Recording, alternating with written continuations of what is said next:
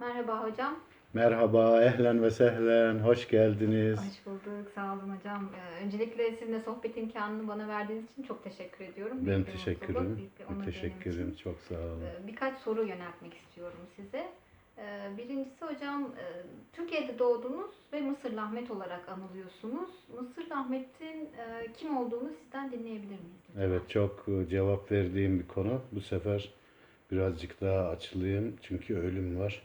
Ölmeden önce hep doğruları göndermek benim hakikaten şiarım. Tarihlerin bir günü Ankara'nın Altındağ ilçesi, mahallenin yeni doğanında doğmuşum. Ailemde hiçbir müzisyen yok. Adımı da bu arada ilk defa paylaşıyorum. Dedem koymuş, rahmetli dedem. Rüyasını görmüş. Annem 2 aylık hamileyken demiş ki rüyamı gördüm. Ahmet Pehlivan olacak. Bu güçlü bir insan olacak. Adı Ahmet olacak diye ki o ermiş bir insan bir gün yine uyanmış. Demiş ki dedelerimi gördüm rüyamda. Ben bugün Hakk'ın rahmetine kavuşacağım. Yakınlarımı çağırın onlarla görüşeyim. Hepsiyle görüşmüş ve o gün yatağa yatıp e, bu dünyadan göç eylemiş bir ermiş dedenin torunu olmanın da müthiş bir tabii onuru var. Ondan sonra Ankara'da müzik yaşantıma başladım tabii ki. 86 yıllarında adım duyulduktan sonra Sakallı Ahmet oldum. Ondan sonra Mısır'a gittim. Ahmedi Türkiye oldum. Ondan sonra Türkiye'ye geldim. Sevgili Sezen Aksu Rakkas parçası patlamıştı. Ve Aşkın Nur Yengi'nin Ayın 11'in parçası patlamıştı. Ben çalmıştım. Mısırlı Ahmet diye yazmışlar. Beni Mısırlı zannetmişler. Ve adımız böylece Mısırlı kaldı. Yani 4 tane adım var. Ahmet Yıldırım, Ahmet, Sakallı Ahmet, Ahmedi Türki ve Mısırlı Ahmet. Neler yaptım? Çok kısaca başlıklarını atayım. Darbuka tarihinde yepyeni bir teknik buldum. Fiske tekniği çaldığım, 8 sene çaldım ben de bunu. Türkiye'de de çalınan. Bunu bıraktım. Kendi tekniğimi buldum. Bir de Arap tekniği vardı. Tarihte 2 teknik vardı. Hepsi de anonimdi. Herkes bir güzellikler katmış tabi. Ben de işaret, orta parmağı vurmadım yüzüğü ve kendi tekniğimi icat etmiştim.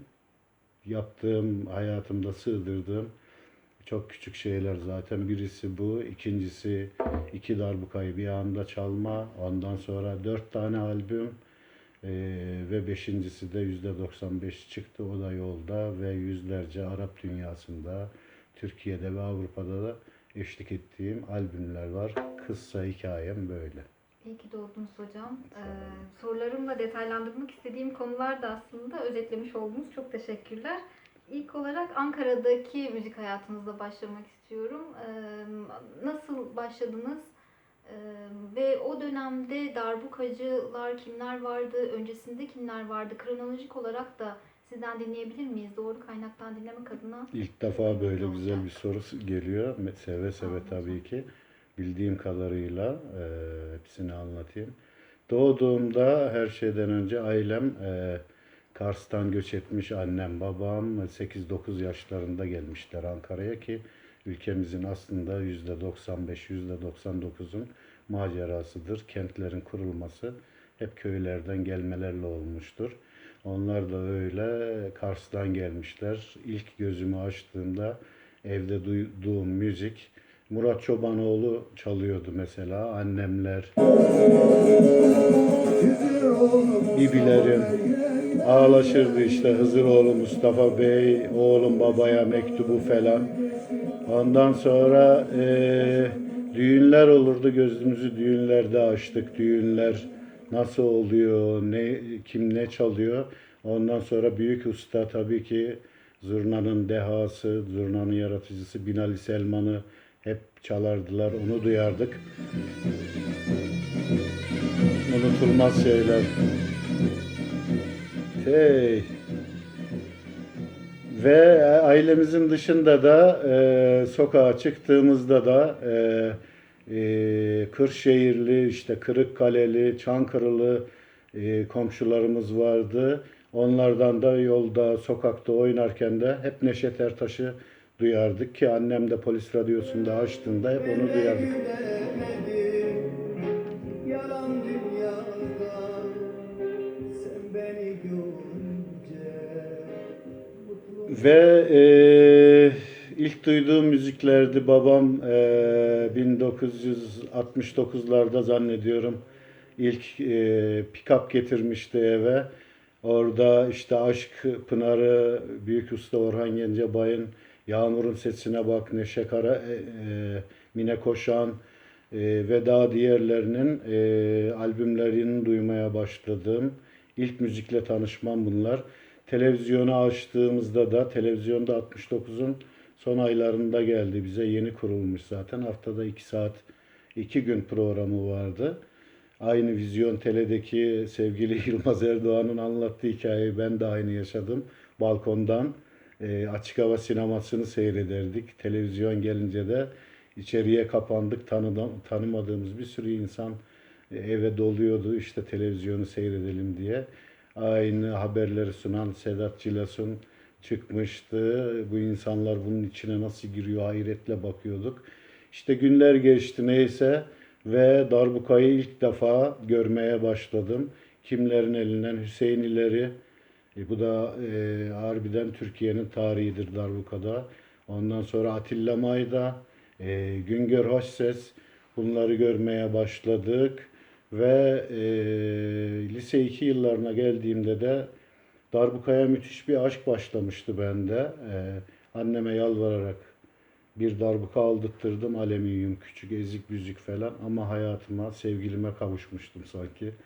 Ondan sonra günün bir günü dayı oğlum Hayati, ki bütün kampçılar tanır onu.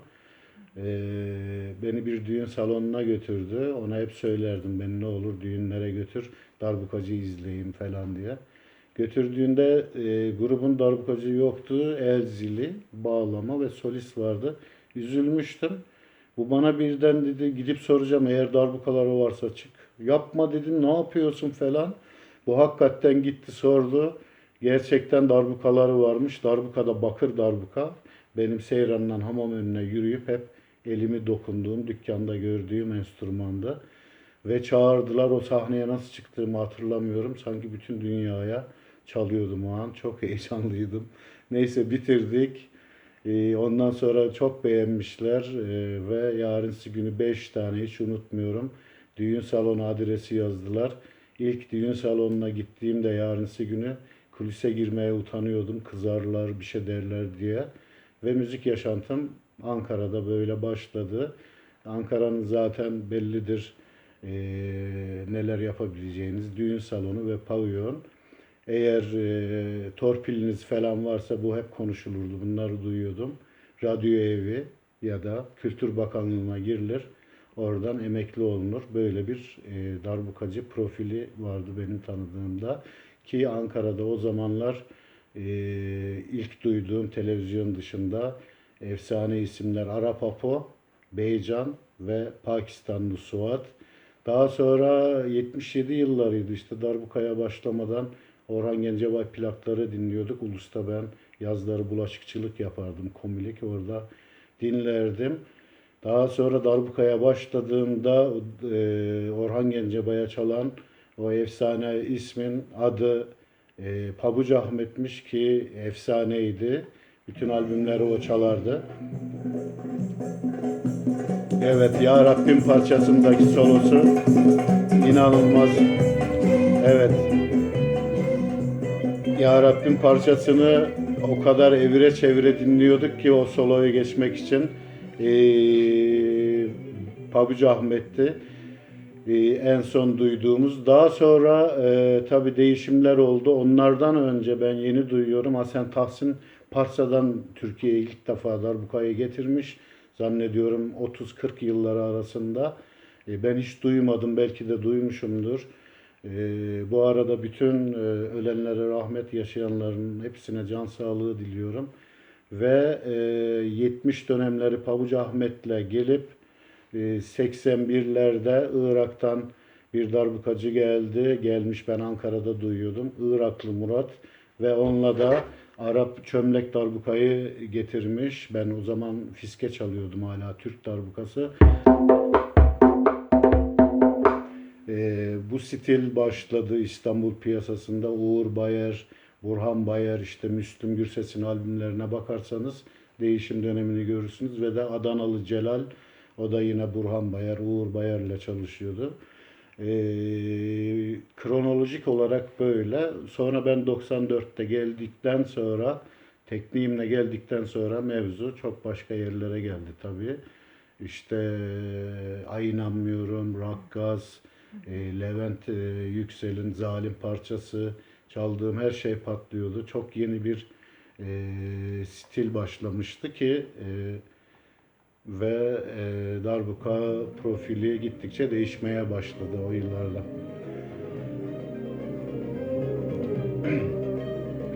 Bu arada tabii ki Onno Tuğ'u saygıyla anıyorum. Ülkemizin çok önemli müzik adamlarından da.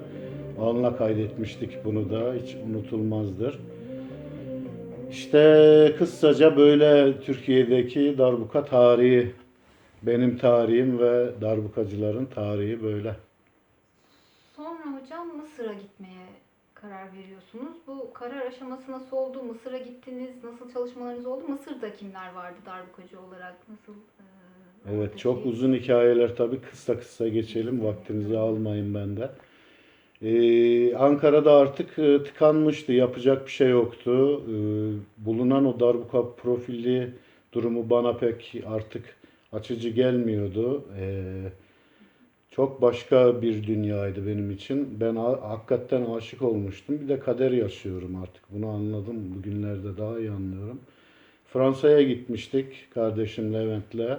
İşte orada Batı müziği, Latin müzikleriyle tanıştık. Ve Mısır olayı zaten babam Ankara'dayken, Arabistan'da çalışırken bana albümler gönderiyordu. Ve Setrak'la tanışmıştım orada albümlerde. Lübnanlı büyük üstattır. Onunla hatta şöyle bir hareketi var. Bir sene uğraşmıştım bunu çıkartmaya. Ondan sonra bunlar hep içimde tabii ki ve Mısır kararı geldi ki hiç kimse gitmemiş, hiçbir darbukacı, hiçbir müzisyen, sadece Mine Koşan gitmişti 80-81'de Rüzgar Söylüyor albümü orada kaydetmişti. Ama hiçbir enstrüman çalan daha Mısır'a ayak basmamıştı ama herkes takip ediyordu orayı. Ben daha henüz İstanbul'a gelmemiştim. Bu çok enteresan zaten. Ve gitmeden Fransa'da bir odada artık Levent getirmişti ilk çömlek darbukayı eve. Ben biraz yabancı da duruyordum. Çünkü 8 senemi vermiştim fiske tekniğine. Bir odada karar aldım. Arap tekniği, tek parmak. Bunu çalmak istemiyorum. Gidip orada tereciye tere mi satacaksın? Normal fiskede, çömlekte çalınmıyor. Kafadan bir şey uydurdum o an. Onun için hep diyorum sanat ahlaklı uydurmadır. Ahlada ona verilen emekte tabii ki. Dedim işaret parmağını koy. Orta parmak yok. Sonra yüzüğü koy. Serçeyi de vurursan vur. Aynen böyle başladım da nereye gideceğini bilmiyorum. Her zaman dokunduğumuz artık bu baş parmak kalkmıştı. Tamamen çok yeni, hiç tarihte de kullanılmayan bir şeyle uğraşıyordum. Yarı tarafım diyor ukalalık etme. Sen kimsin? Darbuka tarihine yeni bir şey ekleyecek. Öbür tarafım diyor neden olmasın? Kendi sesinle git. İşte iyi ki dinlemişim. 4-5 ay antrenman yaptıktan sonra buna bir şeyler çıktı işte. Neler yapıyordum böyle basit basit şeyler, bir şeyler çıkmıştı. Ve Mısır'a gittik. 1988'in son zamanlarıydı. Gittiğimde işte inanamıyordum artık. Her yer Arapça yazılar. Elimde radyo vardı. Açıyordum. Çekiyorduk ki Ankara'da annem Ramazan'da uyandırırdı. Sahurlarda Arap radyoları gece güzel çekiyordu. İşte Minel Kahire, İzaatül Meşk, böyle sözler duyuyorduk. Artık yaşasın diyordum Levent, buradayız. Müthiş bir sevinçti tabii. Ve yavaş yavaş ustalarla görüşmeye başladık. İlk görüştüğüm Ahmet Hammuda'dır ki darbuka'nın pirleridir orada ve Mahmut Hammuda. Ahmet Hammuda'yı gördüğümde bir çal dedi bana. Çalmıştım, inanamadı tekniğe. Elini darbukaya koydu, bir daha çal dedi üstünde. İyi de eneme şuft keda, böyle bir şey görmedim dedi. Sonra kardeşi Mahmud Ammuna'nın evine götürdü beni. Hasan Abdülmecit rahmetli, o da darbukaları yapandı. O da çok şaşırmıştı ve yüreğime büyük bir su serpildi. Bana ait bir şey vardı ve ustalar tarafından kabul görmüştü. Daha sonra Hemi Senkeş ve en büyük usta, idol, benim çok büyük bir idolüm. Said Artist'le tanıştım ve bana müthiş bir yakınlık gösterdi. Üstad evine davet etmişti, gittik falan. O da çok şaşırmıştı bu çaldığım tekniğe. Herkes ilk defa böyle bir şey görüyordu. Yani Türk tekniği, fiske tekniğinden sonra, Arap tekniğinden sonra yepyeni bir şey çıkıyordu. Ben sadece kendimin varoluşuyla, kendime ait bir dille var olmaya çalışıyordum. Bugün gelinen noktalara hayal bile etmek mümkün değil o zaman. Daha sonra Mısır'da işte çok güzel darbukacılar vardı. Muhsin Maradona vardı, Necm vardı, Halit Guma çıkmıştı. Muhteşem çalıyordu o da. Birlikte bayağı çaldık. Mısır'daki darbukacı profilleri de bu kadar. Zaten darbukanın orada da ülkemizde de radyoya girişi, kabul görüşü bir 45-50'lere rastlıyor işte. Mahmud Ammo da o zaman Abdülhalim Hafız'a 60'larda falan çalmış. Görüntüleri falan, albümleri vardır. Ülkemizde de aynı radyo evine girişi bayağı yenidir. Ondan önce Mısır'da da Türkiye'de de işte kına gecelerinde kadınların çaldığı, aslında tarihin çok eski olmadığı bir enstrüman. Böyle. Evet hocam. Mısır'dan sonra ilk defa İstanbul'a gelip bahsettiğiniz çalışmalarda yer aldınız. Sezen Aksu'nun, Levent Yüksel'in, Aşkın Nur Yengi'nin albümlerinde çaldınız. Sonra çöl macerası başlıyor değil mi hocam? Evet. Yani o inanılmaz bir deneyim olsa Ama bir gerek. şeyi atladım Paylaşır mısınız? Mısır'da. İşte o zamanlar ilk bayağı bir zorluklar yaşadım ilk gittiğimde. 6 ay. Bayağı açta kaldık, susuz da uykusuz da, ama bu sevda da beni terk etmedi. Ben de onu.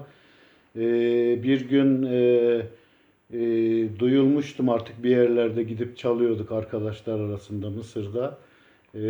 Fethi Seleme, oranın büyük aranjörü, o parçaya davet etmiş. İlk albüme öyle girdim. Daha sonra albümleri 8 milyon satan Muhammed Fuat vardı. Hatta bir arkadaşım bana uzaktan göstermişti gruplarında. Bir otelde çalıyordular, açık hava. Bayağı kalabalık bir grup. Said Artist çalıyor. Tabbilli tabbil, ala tablo. Evet, üstad döktürüyor burada. Ben bu albümü dinleye dinleye bozmuştum. Ona çalacağım aklıma bile gelmemişti. Ve bir gün Muhammed Fuat'ın kardeşi menajeriydi ve grup şefi, bas gitarcı sevgili Alea gelip beni evden aldılar. Ben nereye gittiğimizi bilmiyordum. Yolda dediler, biliyor musun nereye gidiyoruz? Hayır dedim. Muhammed Fuat'a çalacaksın. Hiç unutmuyorum. İnanamamıştım. Ve artık çileli günlerden sonra güzel bir gün doğmaya başlamıştı ve hiç unutmuyorum. Medinet Nasır semtinde, Heliopolis Oteli'nde gittiğimde turist kıyafetiyle hepsi beni İngiliz, Fransız bir turist gibi karşıladı. Hiçbirinin haberi yoktu nasıl darbuka çaldığımdan. Ve direkt sahneye çıktım. Bütün parçaları da her gün onun albümüyle antrenman yapıyordum. Said Artist'in çaldığı bütün albümleri almıştım zaten. Büyük usta.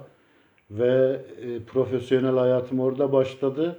Daha sonra tabii işte Alil Haggar, Muhammed Fuat, Amr Diyab, Angram, bir sürü albümlere kaydetmeye başladım ve en büyük kompozitör, Türkiye'de duymuştum ben onu.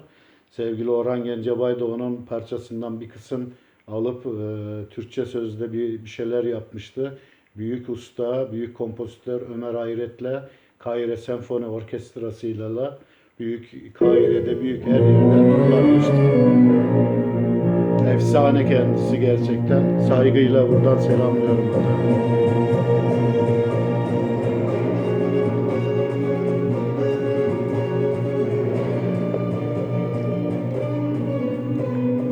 Ve yıllar geçti, albümler, sahneler derken adım bayağı duyuldu. Ahmedi Türki, Ahmedi Türki. Soyadımı diyemediler tabii ki. Ahmet Yıldırım diyorum. Dilleri dönmedi. Halas inti Ahmedi Türki. Ve benim için çok büyük bir onurdu. Albümlerde Ahmedi Türki çıktı. Ve bir gün çok önemli bir şirketin sahibi, müdürleriyle birlikte evime geldiler ve bana albüm teklif ettiler. Sene 1992. İnanamamıştım albüm teklifine. Çok heyecan ve mutluluk vericiydi. İlk albümümdü benim ve ülkemde de hiç yokmuş darbuka albümü. Yani bu ülkenin bir insanı olarak ve darbukada ilk defa bir darbuka albümü yapmak dehşet vericiydi. Onu da Mısır'da kaydettim 92'de. Kimler yoktu ki? Velid Feyit Ork'ta, İbrahim Kavala, Kavala'da, ondan sonra Akaryon'da, Saat Muhammed Hasan, daha bir sürü ustalar vardı. İlk albümü orada kaydettim. Daha sonra Türkiye'de 95'te Uğur Plak'tan, 97'de de Mega Müzik'ten çıkmıştı zaten. Ülkemizde de bir ilkti. Müthiş ilgi görmüş o albüm. Bir milat Böyle hocam. bir Evet. aslında film gibi bir hayat hakikaten. Evet. Film de değil, dizi film gibi gerçekten. Evet. Çok çok kısımları var. İşte küçücük bir ömrümüze bu ölümlü dünyada sığanlar yani bunlar. Çok büyük bir şans yani bunları direkt sizden dinleyebiliyor olmak. Sonrası albümlerinize de başladık hocam ve İstanbul'da da çok değerli müzisyenlerin albümlerinde çaldığınız, bahsettiğiniz gibi. Çölü çok merak ediyorum ben. Çöl maceranızı açıkçası. O ya Yani- başlı başına çok değişik bir olay. Bir darbukacının her şeyden önce gelmesi gereken noktaya Kahire'de de gelmiştim. Türkiye'ye geldiğimde işte gelmeden daha sevgili Uğur Bayer gelmişti. Müzik yönetmeni ve bestekar ve muhteşem de bir sesi vardır. İlk defa orada tanışıyorduk. Ben adını duymuştum Türkiye'de. Müslüm Gürses'in albümünü yapmaya gelmiş. Ben yardımcı oldum ona. Süpervizörlük yaptım yani. Daha sonra kendi albümü için de gelmişti.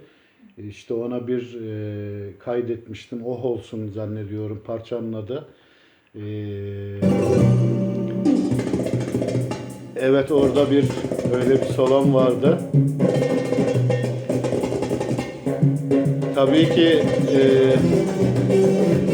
sene 1989-90 zannediyorum. Benim albümümden önce ilk Türkiye beni bununla duymuş. İşte albüm çıktığında inanamamışlar. Hatta Emin anlattı bana. Hayır bu hızlandırılmıştır. Böyle darbuka mı olur? Çünkü Türkiye'deki çok kişi fisket çalıyordu ve Iraklı Murat Celal'den sonra da Arap tekniğine geçti. Böyle bir teknikte tabii bu süratleri, bu hareketleri düşünülemez. Örneğin atıyorsunuz şunu mesela Arap ritmi geçişler vardı. Geçişleri böyle yapardılar ki bizde Mısır'da Said Artist'ten ben duymuştum. Ragadır, ragadır diye atarız. İşte bu komplike hareketler bayağı hızlandırılmış gelmiş. İlk adım böyle duyulmuş Türkiye'de. Benim haberim yok. İlk defa İstanbul'a 94'te geldim. İşte dediğim gibi Rakkas çok uzun bir solo vardı. Sevgili Arto'yla yapmıştık onu. Sezen Aksu'nun. Ondan sonra zaten ülkede de evet ne günler hatırlıyoruz. Harika. Rakkas patlamıştı ve sevgili Sezen'den teklif gelmişti. Ben aslında 92'de bırakmıştım sahneyi ama kıramadım. Sezen Aksu'yla sadece Türkiye'de sahne çalışmam oldu. Sonra inanmıyorum patladı işte. Levent Yüksel'in Zalim patladı. Emel Müftüoğlu Uvar'da işte Nostalji 1, Nostalji 2 parçaları Muazzez Ersoy, ondan sonra Sibel Can, Padişah Ebru Gündeş bayağı artık hatta Ali İhsan Kısaç vardır. Hocam dedi un kapanı sizden bahsediyor. Çaldığınız bütün parçalar patlıyor. Yani bir darbukanın geleceği istediği en büyük nokta albümlere çalmak, oranın starlarına çalmaktır. Ben bu noktaya gelmiştim. Muhteşem bir para var. Ama ticari müzik tabii ki. Hiçbir darbukacı böyle bir durumda ne ülkesini, ne şehrini, mahallesini hiçbir zaman terk etmemiştir. Ben hiçbir zaman buna ticari bakmadım. Benim gerçekten aşkımdı. Büyük bir aşk yaşıyordum. Gayem para kazanmak değildi. Bir kader de yaşıyordum. Ben de bilmiyorum ve beni tarih 97'nin sonunda tekrar Mısır'a gönderdi. Tekrar Ömer Hayret'le birkaç konser, birkaç albüm yaptıktan sonra ve kendimi Sina Çölü'nde buldum. Bir haftalığına gitmiştim. Büyülenmiştim ve ben dedim artık gelip burada yaşayacağım. Ondan sonra Türkiye'ye bir gelmiştim 98'de, işte sevgili kardeşim Levent, Erdem, Hikmet, sonra onlar da geldi ve bir tipi çadırında Sina'da birkaç darbukan, valizim, cep telefonu yok. Artık beni kimse bulamaz. Orada gayede artık kendi dokuzlarımı, yedilerimi çalmak, kendi müziğime uzanmak, artık oryantal müzik tamamdı. Albümümü de yapmıştım. Müthiş meşhur da olmuştuk. Ama bir şeyler yetmiyordu. Daha bir şeyler vardı söz söylenecek.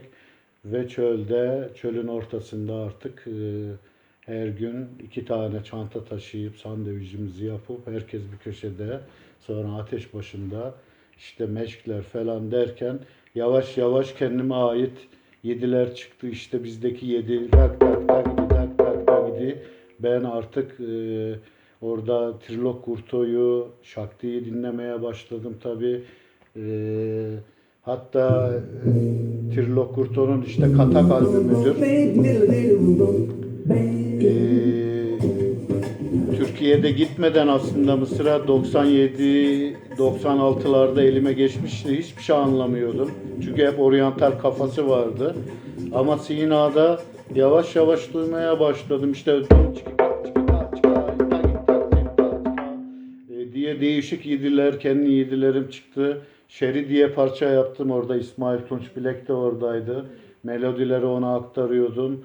Şeri'de işte 1, 2, 3, 4, 5, 6, 7, 8, 9 diye bizdeki 9, 1, 3, 4, 5, 6, 7, 8, 9 roman havasıdır.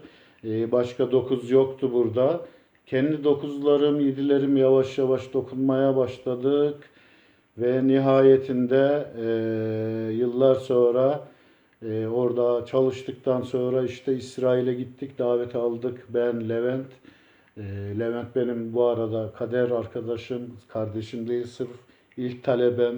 Ondan sonra e, benim felsefemi en iyi anlayan ve kendi tekniğini yaratan, çok değişik bir teknik yaratan, bu kullandığımızın dışında o sağ elinin parmaklarını da katıp darbukayı, döhölleyi çok başka bir noktaya getiren çok önemli bir insandır.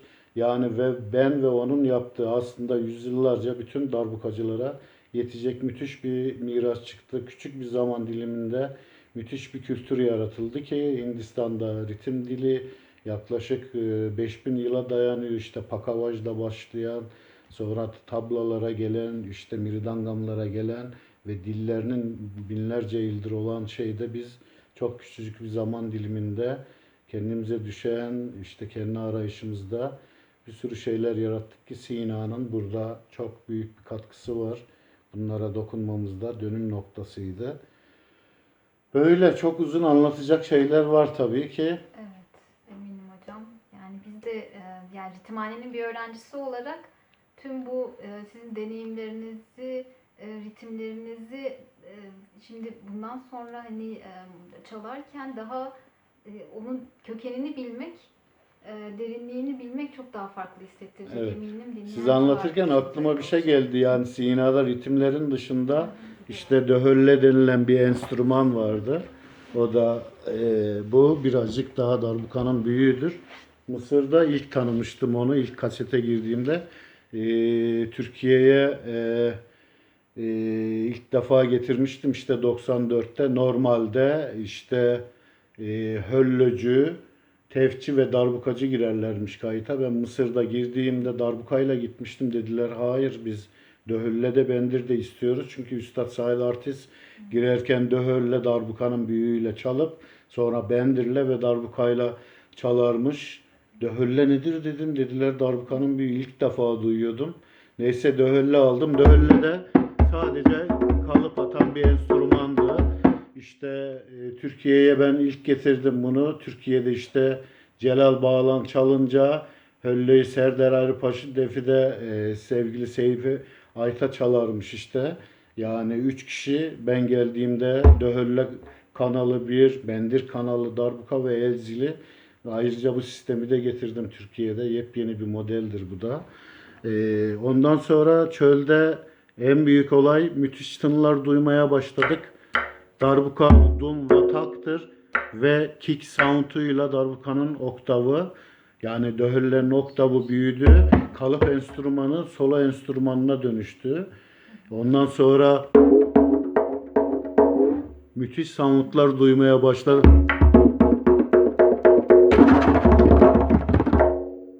Bunlar fısı fısılar, bunlar kickler.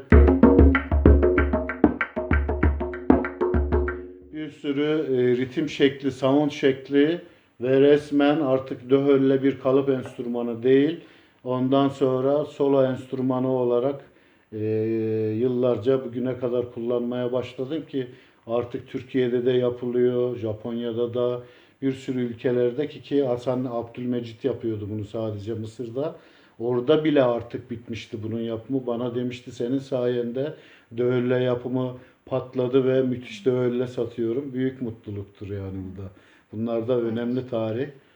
Lafınızı kestim kusura bakmayın. Çok teşekkürler hocam. Çok sağ olun. Çok teşekkürler.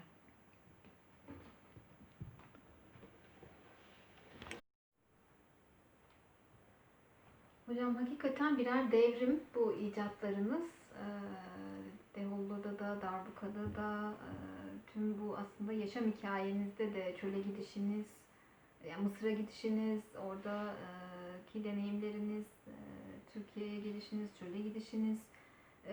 Şimdi Mısır albümlerinizden bahsetmiştiniz hocam. 5 albümünüz var. Biri Mısır'dayken yapmıştınız. Diğerlerinden de biraz bahseder misiniz? Tabii seve seve. Aslında işte bir kararın doğurganlığını yaşıyorum.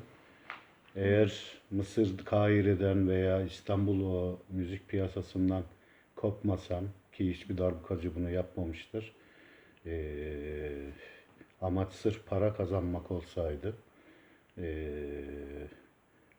hepsine aslında ulaşmıştım ben. Ama aşk küçücük ne mideye ne bir çorbaya ne ekmek parasına hiçbir şeye satılmayacak kadar o kadar değerli bir şeymiş ki çok şükür doğru kararlar vermişim. Verdirmişler bana işte. İşte Mısır'da Kahire'den Sina'ya gittiğimde biraz önce de anlattım. Bu arada Mısır'a tabii ki Aytaç'ı götürdüm. Kanuncu, Aytaç Doğan'ı, İsmail Tunç Bilek'i. Orada onları bütün çevreme tanıttım ettim. Bayağı meşhur oldular. Yani şu an bayağı meşhurlar onlar da. Büyük mutluluk. Bir sürü insanla bu arada hayır duasını da alıyorum. Ben bir yerlere giderken birilerinin de açtığım kapılardan sokmanın mutluluğunu yaşıyorum tabii ki. Ve çölde ilk parçam yapmaya başladım. Bir köpeğim vardı Şeri, onu kaybetmiştik. Ve Şeri parçasını yapmıştım orada. 9/4'lüktür. Artık bir melodi yapmaya ritimlerden çıkıyor ve kendime ait bir dokuzlarla YouTube'da vardır zaten o parça bakınca bulursunuz. Ondan sonra teklif geldi işte biraz önce de dedim İsrail'e gittik 3 ay yaklaşık orada kendi müziğimizi çaldık ben, Levent kardeşim ve İsmail Tunç Bilek ve orada da 10-11 parçaları yaptım yine hep ritimlerden çıkıyor. İsmail yanımda olmayınca telefonla arıyordum onu bak şu melodi geldi hemen bir kaydet falan. O notaya alıyordu sağ olsun. Ve soluğu bir anda İspanyol arkadaşlarla tanışmıştım Mısır'da. Ve İspanya'da aldık Barcelona'da. büyük usta Paco de Lucia ile çalan Carlos Benemet vardı ki ben onları ilk defa 97'de Life in America albümüyle tanıdım kendisini. Paco'yu daha önceden biliyordum. Ve kendisinin bu albümde olmasını çok istedim. Ve Barcelona'da görüştük. O beni tanımıyordu. Ben onu görünce tanımıştım. Hello dedim. O da hello dedi. İşte my name is Mısırlı Ahmet, tanıştık. Ne istiyorsunuz dedi benden. Dedim böyle böyle, işte biz çöldeydik, böyle parçalar yaptım. Çalmanızı istiyoruz. Geldi, dinledi bizi. Ondan sonra bir tane parçayı sevdi. 11-8'lik ki o albümde başladım zaten, bitmesine az var onun da. Onu kaydettik. Sonra Türkiye'ye döndüm ben bir ara ve Meldo Cabra albümü orada çıktı. Aleš Tobias da vardı orada. Sevgili Neyzen Hakan Polat, onu burada saygıyla anıyorum. Rahmetli oldu o da. Çok eski dostumdur. Göksun Çavdar vardı. Sırf ritim albümü idi aslında. Bu da bir ilkti tabii ki. Artık hiçbir şeysi, sadece ritim albümü geleneği de başlamıştı. Ondan sonra İspanya'ya yerleşmeye karar verdim ki flamenco ve bolerias ritmi beni çok etkilemişti. Bunu anlamak istiyordum, hissetmek ve yaklaşık 4 senem orada geçti. Ve orada da bestelere devam ettim. Bayağı bana bereketli geldi oralar. Bayağı bir beste yaptım. İşte Meçhul parçası, Hikmetim, ondan sonra Omaca Trilok Kurto, daha niceleri, daha çıkmamış bir sürü parça çıktı. Ve ayrıyetten de Bolerias'ı birazcık hissetmeye başlamıştım kendime göre. Tabi okul mokul yok, hep meşlerle, onlarla yiyip içiyoruz. Evimde kalıyorlar, ben onların evinde çalıp ediyoruz. Ve yine büyük bir gitar üstadı Tomatito'nun parçası çok hoşuma gitmişti. Tomatito, ondan sonra Barcelona'dan Chicuelo, vokalde Salo, Aleš Tobias, Guillem Aguilar Nolis'in de parçası vardı. De Aguao, Antonio Sanchez perküsyonda.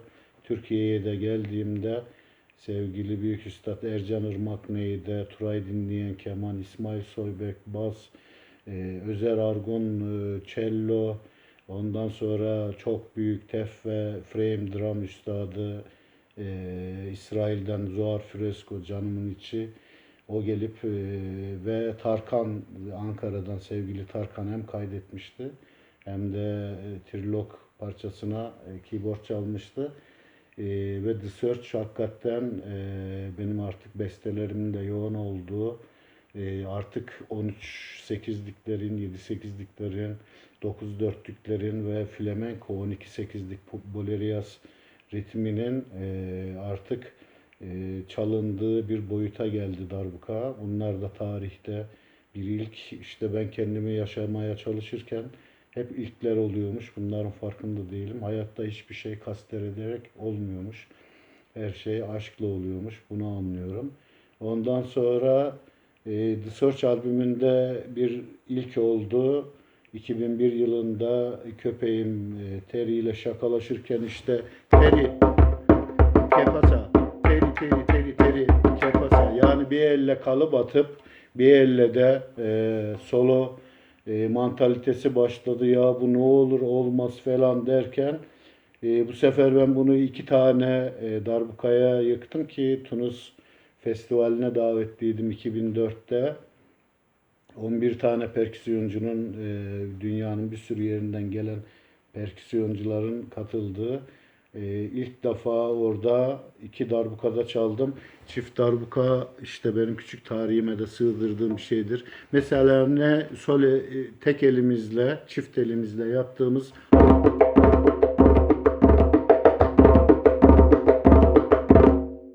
bunu yapıyorsun. Kalıp atan lazım yanında. Kimse yok yanında. Ne yaptım?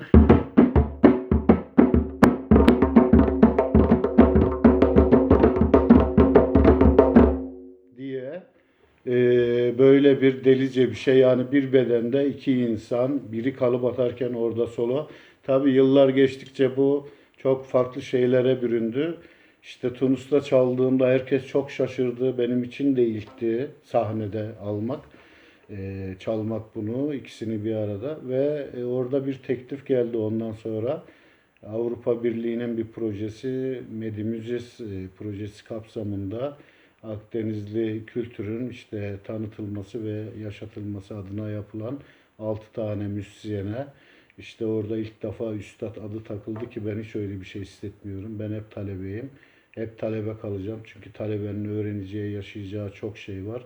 Ustayım dediğin an kitabı kapatmışsındır. Yapacak hiçbir şey kalmıyor. Benim ustalıkla hiçbir şey olmakla alakam hiçbir zaman olmadı. Ben sadece anımı, aşkımı yaşamaya çalışıyorum o kadar. Amaç bir şey olmak değil, anını çok güzel yaşamak. Mevzunun özü bu. Ondan sonra teklif gelince bana tabii ki müthiş mutlu oldum. İşte Darbuka artık bir Avrupa Birliği projesi platformunda yükseliyordu. Benim temsil ettiğim ben, darbuka, darbukacılar, ülkem, her şey artık müthiş bir uluslararası projede yer alacaktı. Onu kaydettim. Bu dördüncüdür 2005'te. Sadece solo bir albümdü. İlk defa orada tek döhölle soloları da vardır işte 9 olsun 7 zamanlı çalmıştım. 15 sene albüm yapmadım vallahi. Biliyorsunuz işte bizim devrimizde ilk babamın getirdiği plaklar 45'likle müziği tanıdım. Long play'ler çıktı. Kaset dönemi başladı. Sonra CD dönemi başladı. Müthiş çok güzel bir organik dönem. Geldiğimiz dönem hayretler verici. Çok başka dijital bir devir.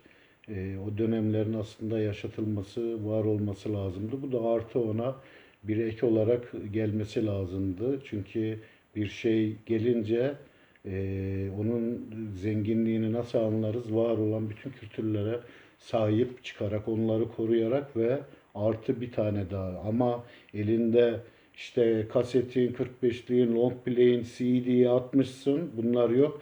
Elde dijital var. Bu olmadı ama. Ama elimizde 45'lik, taş plak, long play, CD, işte bütün bunlar da kalıp bu artı üstüne yüklense çok değerler çoğalacaktır.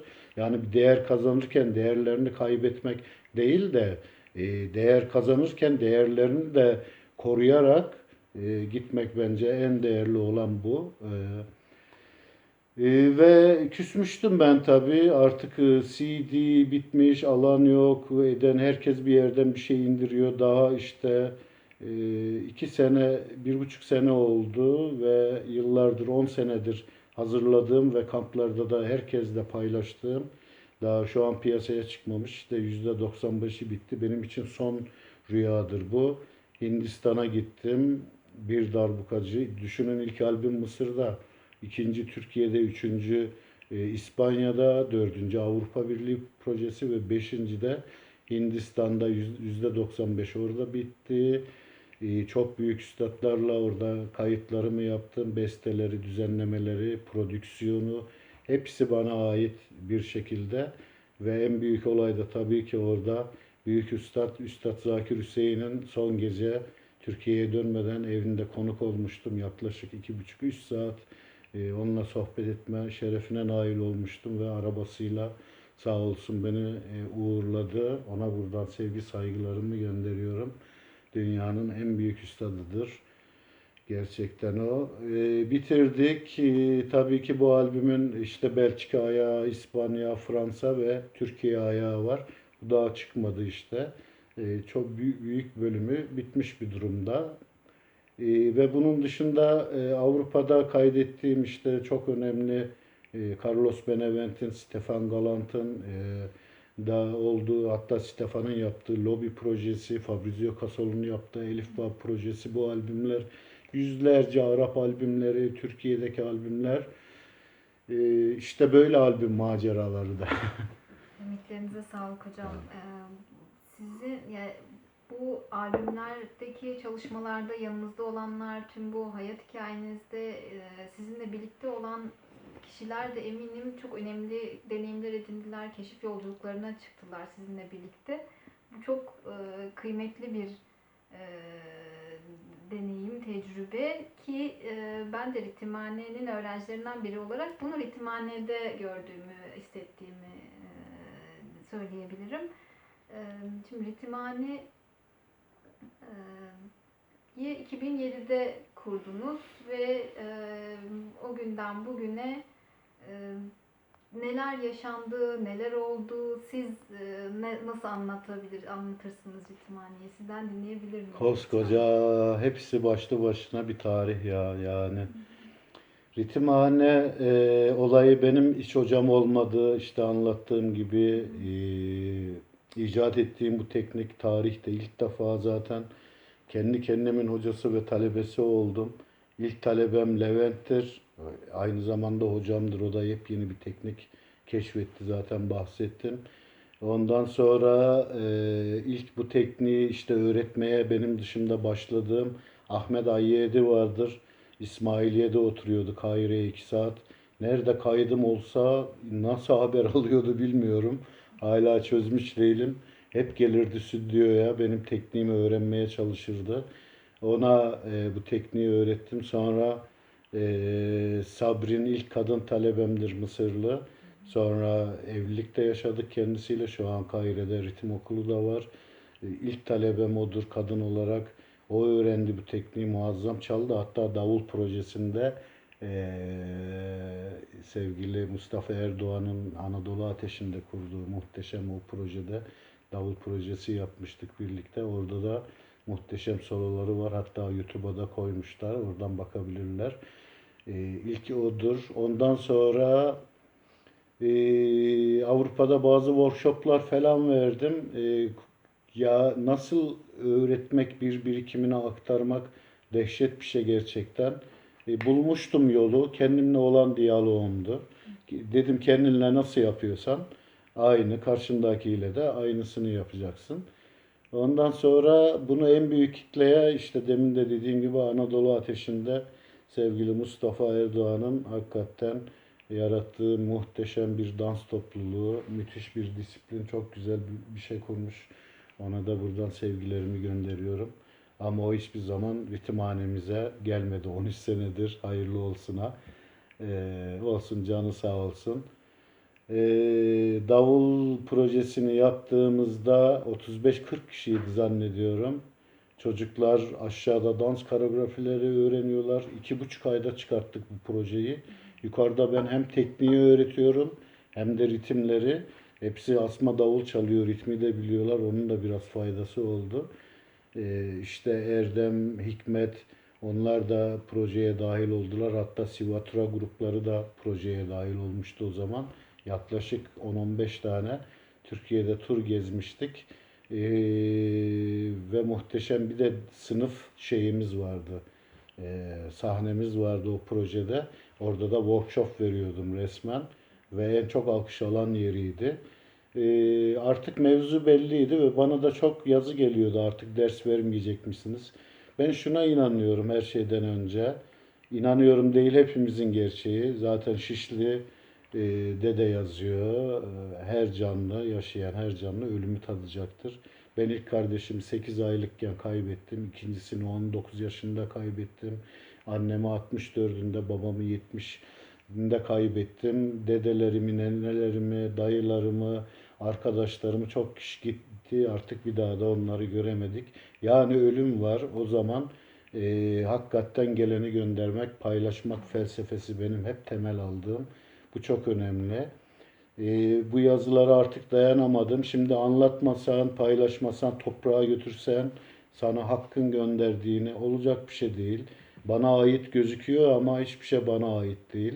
Benim bütünleştiğim, bütün o içselleştirdiğim canlıların sözü o. Yani evrenin, yaratanın sözü. O zaman bu geleni göndermeliydim. Ve 2007'de bu şiarla ritimhaneyi açtık. Müthiş bir katılım oldu, izdiham olmuştu. İnanamıyordu insanlar beni. Çünkü albümler çıkmıştı. Artık adım efsane geziyor. Hatta gazetelerde 10 kaplan gücünde serçe parmağıyla kesme şeker kıran, elini çalışmadan önce kızgın kuma sokan, artık bayağı bir efsane boyutunda Beni görünce çok ağlayan gördüm, titreyen gördüm. Çok şaşırmıştım. Ben de onlar gibi bir insandım. Sadece aşkını yaşayan, darbukayı seven birisiyim. Başka bir şey değil. Ondan sonra e, ülkemizde de darbuka tarihinde de bir ilk. Çünkü bu güzelim enstrümanın hiçbir zaman okulu olmamış. Nedeni de bunu çalan insanların belli bir şeye sıkıştırmaları, bir felsefeye, çorba, ekmek parası, işte emeklilik, sadece para olarak tüccar kafasıyla bakmışlar. Halbuki herkeste çok derinlik olduğuna inanıyorum. Birazcık bu tabuları kırsalardı, belki onlar çift darbukayı çalacaktılar, belki onlar döhürleye de kick çıkaracaktılar, bir sürü şeyler yapacaktılar. Ama işte takıldığın an, bir takıntın olduğu zaman kendine ulaşman ve ulaşmamanın doğurduğu da bir sürü insana bir şey ulaştıramaman demek. Benim seçimlerim ama hep bunlara kapı açmıştı. İşte bulduğum teknikle ben kendime nasıl anlattım? Bir, iki. İlk dersimiz böyle başladı. Aynı odada yaşadığım o macerayı işareti vuruyorsun. Ortayı siz de biliyorsunuz değil mi? Aynı öyle başladınız. Yüzük parmağı, sonra bir, iki, üç, bir, iki, üç diye taka taka taka taka taka diye benim başladığım şekilde aynen insanlar başladı. Oraya o kadar meslek grubundan insanlar geldi ki, ya profesör, iş adamı, üniversite, lise, anaokulu talebesi, ilkokul hocası, kuaför, fırıncı, tiyatrocu, gazeteci, ne bileyim bir sürü aklıma gelmeyen meslek grubu, artı hiç tahmin etmediğim bir şekilde dünyanın bütün ülkelerinden 40-45'e yakın ülkeden insan gelmeye başlamıştı. Zaten ilk talebelerimizden biri Koreliydi, bir tane hatun, Japon vardı, Kanadalı vardı, Fransız vardı, Alman vardı, e, Rus vardı, vardı da vardı. Ondan sonra gelmeye başladı. Müthiş de bir aile oluşmaya başladı. Ondan sonra ritimhanemizi çok büyük üstadlar ziyaret etti. Nefeslerini verdiler tabii ki. Üstad Zakir Hüseyin ki 2001'de, 2011'de pardon, Ayarı'nda çaldığımız konserden önce 3 gün orada e, meşk yapmıştık. Onun orada müthiş bir nefesi, ruhu vardır. Niladri Kumar, Rajes, onların ruhu vardır. Carlos Benevent, Üstad Ercan Irmak, Erkan Oğur, Manos, klarnette bir sürü dostların, büyük üstadların nefesi vardır. Ritimhanemiz böyle bir şeydi ama her zaman bahsediyorum ben. Her an her şey olabilir diye ve bugün günümüz şartlarında öyle bir şey oldu ki. Evet. Evet. Kalleş bir virüs geldi, dünyamızı sardı. Bir sürü can aldı, hepsini rahmetle anıyorum. Bir can ne demek işte, düşünün. Herkesin hayatı alt üst olduğu, algıları karıştı. Ama hiç kimse korkmasın. Çünkü korkunun doğurdukları e, yalancılıktır. Sinersin, tabi olursun, ya agresifleşirsin, saldırırsın ki dengeyi kaybetmek kötüdür. Ritimde bu çok önemlidir. Dengeyi kaybetmemek lazım. Ee, Ve yaklaşık bir iki aydır işte böyle muhteşem bir oluşuma. Mart'ta kapalıydık. İşte Nisan'da kapalıydık. Mayıs'ta kapalıyız. Haziran'da kapalıyız. Zaten Temmuz, Ağustos'ta e, her sene kapalıyız. Ve ben de şehir dışındayım. Mekanın sahibi kardeşim Çağdaş'ı arıyor. Müthiş bir psikolojik baskı altında kendisi. Mekanı boşaltmamızı istiyor. Delalete düşmüş bence. O da biliyor, böyle dünyaca meşhur bir üstadın, dünyaca meşhur böyle bir kültür merkezinin kapanması dehşet verici. Tabii ülkemizin dünyaya açılan yegane aslında bir kültür yeri. Artık ritimhanemiz olmayacak. Bunu kapatıyoruz. Ben burada bunu söyleyeyim. Söylemeden önce bunu aslında bir sürü şeye bahsetmem lazım. Bizlerin Neler yaptık orada mesela, onlara ne anlattım, bütün ritimhanelilere tekniği öğrettim.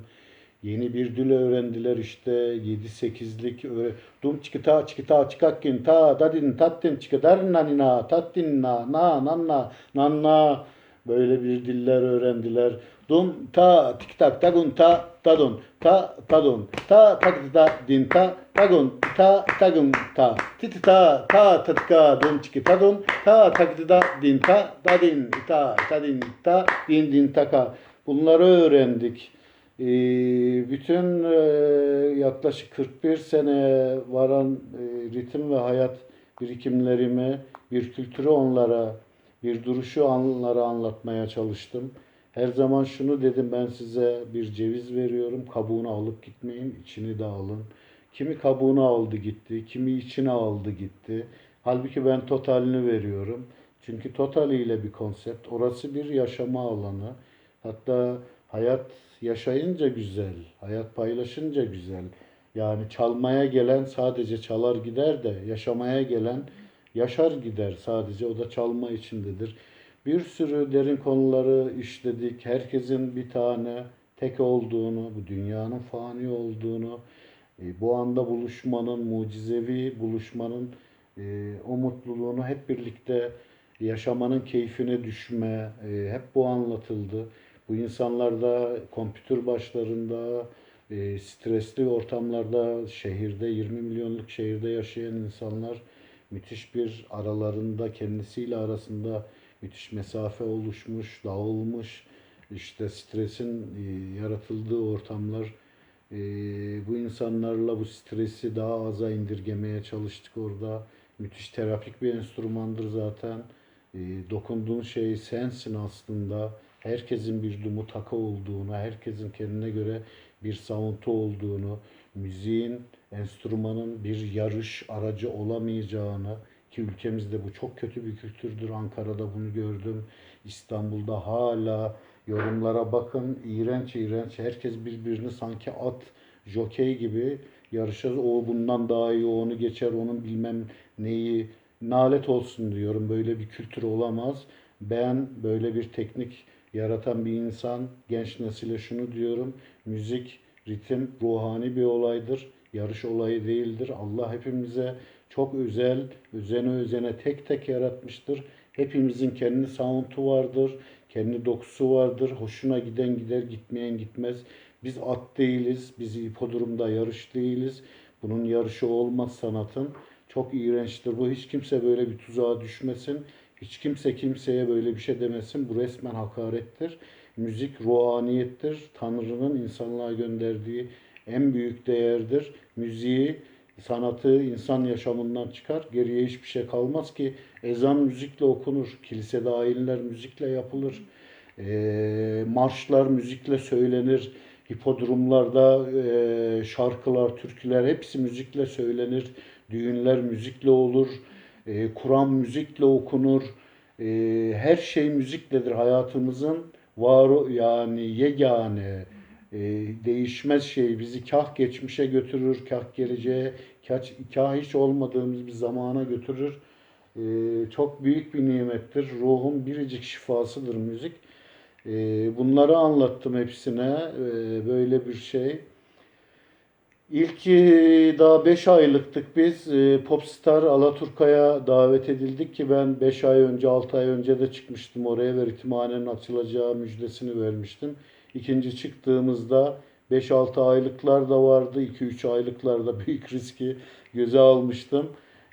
Türkiye ve dünya ilk defa büyük bir darbuka orkestrası görüyordu böyle bir arada. Bu da bir ilktir ve muhteşem geçmişti o gün. Onun akabinde ben ilk akademi adı vermiştim ritimhaneye. Tabii hiç masumane bir niyetim vardı. O da yepyeni bir ilim dalı keşfetmiştim ben. Onu akademik seviyede insanlarla paylaşmaya. Ben okulda yokken bir gün maliyeden insanlar gelmiş, çalışanlar. Ve böyle bir ad koyamayacağımızı, bunun prosedürü var. Benim böyle bir şeylerden haberim yoktu. Kötü bir niyetim. Yani bütün ülke, herkes duymuş ritimhanenin var olduğunu. Neyse biz adımızı ritimhane yaptık. İşte kıraathane, ritimhane adların hiçbir önemi yok. Orada paylaşılan tarih çok önemliydi. Her şeyden önce buydu. Bize ondan sonra 6 sene Galata'daydık. Sonra Balat'a geçtik. Balat'ın açılışında bana çok büyük katkısı olan ülkemizin önemli iş adamlarından canım dostum, ona sevgilerimi gönderiyorum. Onun büyük katkıları oldu. Ona teşekkür ediyorum kapanmadan önce. Sonra Fatih eski belediye başkanı Sayın Mustafa Demir, sevgili Mustafa Demir elinde çikolatayla gelip ritimhanemize şeref vermişti, bana onur vermişti. Hiçbir zaman unutamam onun. Her zaman bir söz vardır bizde, bir kahvenin 1000 yıl hatırı vardır. Bende de öyle. Güzellikler asla unutulmaz. Ee, Bu iki insanın müthiş desteğini, benim için büyük bir destektir bu. Gördüm. Bunun dışında ritimhanemize düşünün, bu İstanbul'da popüler olan bir şey vardır. Artık bütün şirketler, bütün markalar, belediyeler etkinlikler düzenlerler. Ondan sonra işte grup çalışması, grup psikolojisi, grup birliği adı altında, terapi adında bir sürü aktiviteler olur. Bunların hiçbirine davet edilmedik ki 13 senede artık duymayan kalmadı. Dünyaya mal olmuş. 40-45 ülkeden insan gelmiş, çok önemli bir kültür merkezi artık. Ülke benden çıkıp ülkemizin bir değeri bu. İnsanların soluduğu bir yer. Hiçbiri kapımızı çalmadı. En azından çay içmeye gelebilirdiler hani destek derken, veya bir sürü projeler yapıyordular. Onda yer alabilirdik ki benim yaklaşık e, 70 kişilik, 100 kişilik, istersem 200 kişilik darbuka orkestrası çıkaracak güce geldik. Öyle bir paylaşım yaptım ki, öyle bir birikim aktardım ki resmen dünyanın en büyük darbuka orkestrasını zaten yarattım. 1,5 saatlik çalacak repertuarımız hazırdı. Ne eğitime ne konsere hiç çağrılmadık. Çağrıldığımız bütün şeyler sosyal sorumluluk projesiydi. Ben bunlarda seve seve yer aldım. Ben de sponsorluk yaptım buna, işte kimsesiz çocuklar, lösemili çocuklar, üzürlü çocuklar, göçebe çocuklar, ondan sonra yurt dışından gelen dünyanın en zeki çocuklar, 15 kişilik gruptu zannediyorum o da, onlara verdik.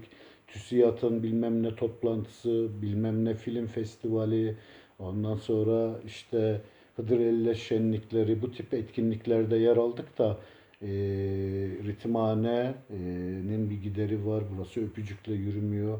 Her sene 2-3 ay zaten kapalı. Ben kendi bütçemden finanse ediyordum ki ayakta dursun. Her şeyden önce ritimhane bir kar hane değil, bir ticarethane değil, bir gönül haneydi. Orada bir aktarım vardı. E, Müşteri yoktu orada. Yani müşteri Arapça bir sözcüktür. Eşteri satın almaktır. Müşteri de satın alandır. Satlıkta bir şey yoktu. Yani satın alacak kimse de yoktu. Bir paylaşım vardı. Ve ritimhaneye gelen arkadaşların yatırdığı aidatla kendi kendimize yeten bir mekandık. Ama ülkemizde bir sürü aktivite oluyordu. Neden aramadılar bilmiyorum. Hiçbiri aramadı. Bugün geldiğimiz bu koşullarda e, düşünsenize, işte Mart, Nisan, Mayıs, Haziran, Temmuz, Ağustos, Eylül nasıl olacak? Kapalısın. Kira işliyor oraya, artı vergisi işliyor. Hatta Çağdaş gitmiş kapatmak için, vergi işlemesin diye. Kapatmak için de devlet bir para istemiş. Şu an bunları ödeyecek ne yazık ki gücümüz yok. Olsa zaten yaparım. Mekan benim olsa zaten kapatmam. Çok üzülerek ritim annelilere ve bütün herkese bu haberi veriyorum. Ki şöyle acı bir şey, artık sahibi oranın mekanı yandaki dönerci ile yarı yarıya bölmüş herhalde. Yarısını dönerci içeri kırıp dönerci yapacakmış. Öbür tarafında mekan sahibinin mobilya dükkanları var. Mobilya deposu olacakmış. Artık Mısırlı Ahmet Ritimhanesi dünyaya açılan ülkemizin güler yüzü, dönerci yarısı, yarısı da ritimhane olacak. Ee, Hayırlı uğurlu olsun diyorum. Ne yapalım? Ama ben çok mutluyum. Paylaşacağımı paylaştım. Bugüne kadar bitti mi? Ha, bitmedi. İşte 6 tane kompozisyon yaptım. 60 tane daha yaparım. Ama geleceğimiz şartlarda ne yazık ki artık kapanması gözüküyor. Umarım belki Allah'tan bir ümit, kesilmez bir şey olur. Olursa devam ederiz.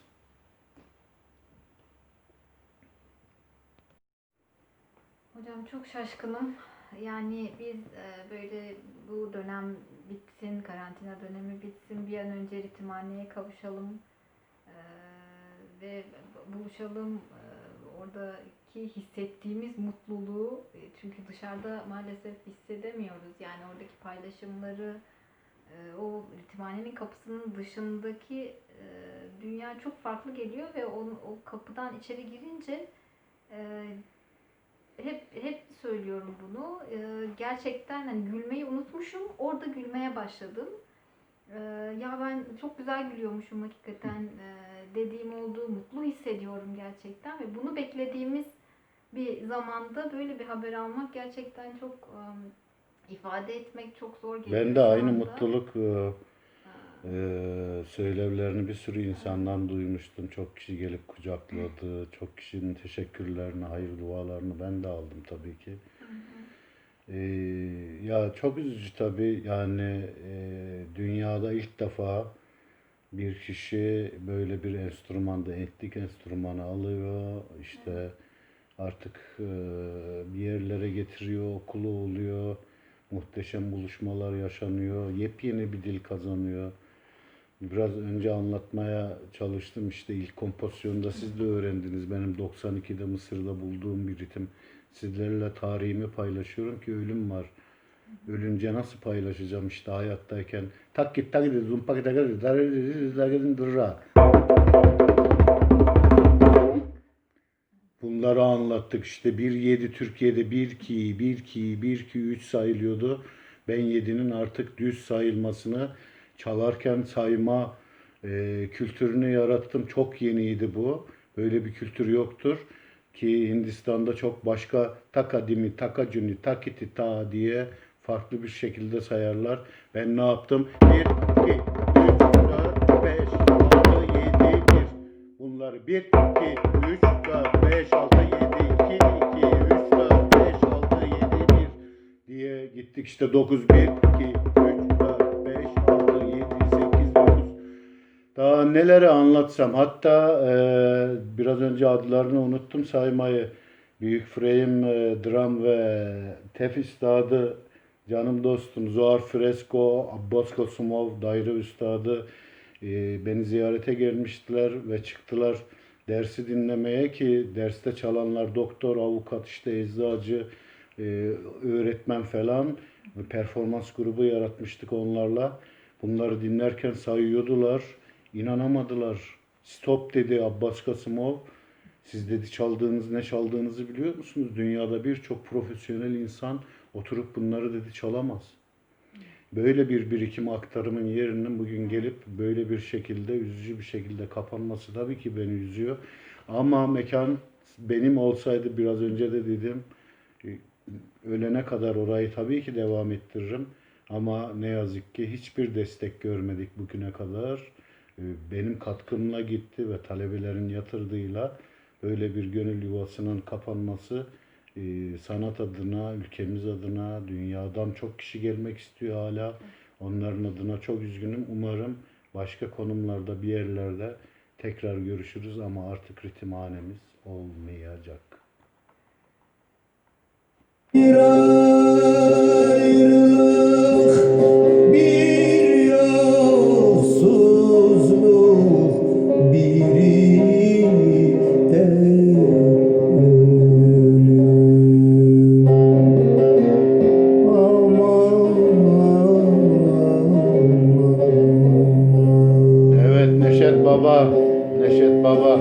bir ayrılık, bir yolsuzluk, biri de Evet.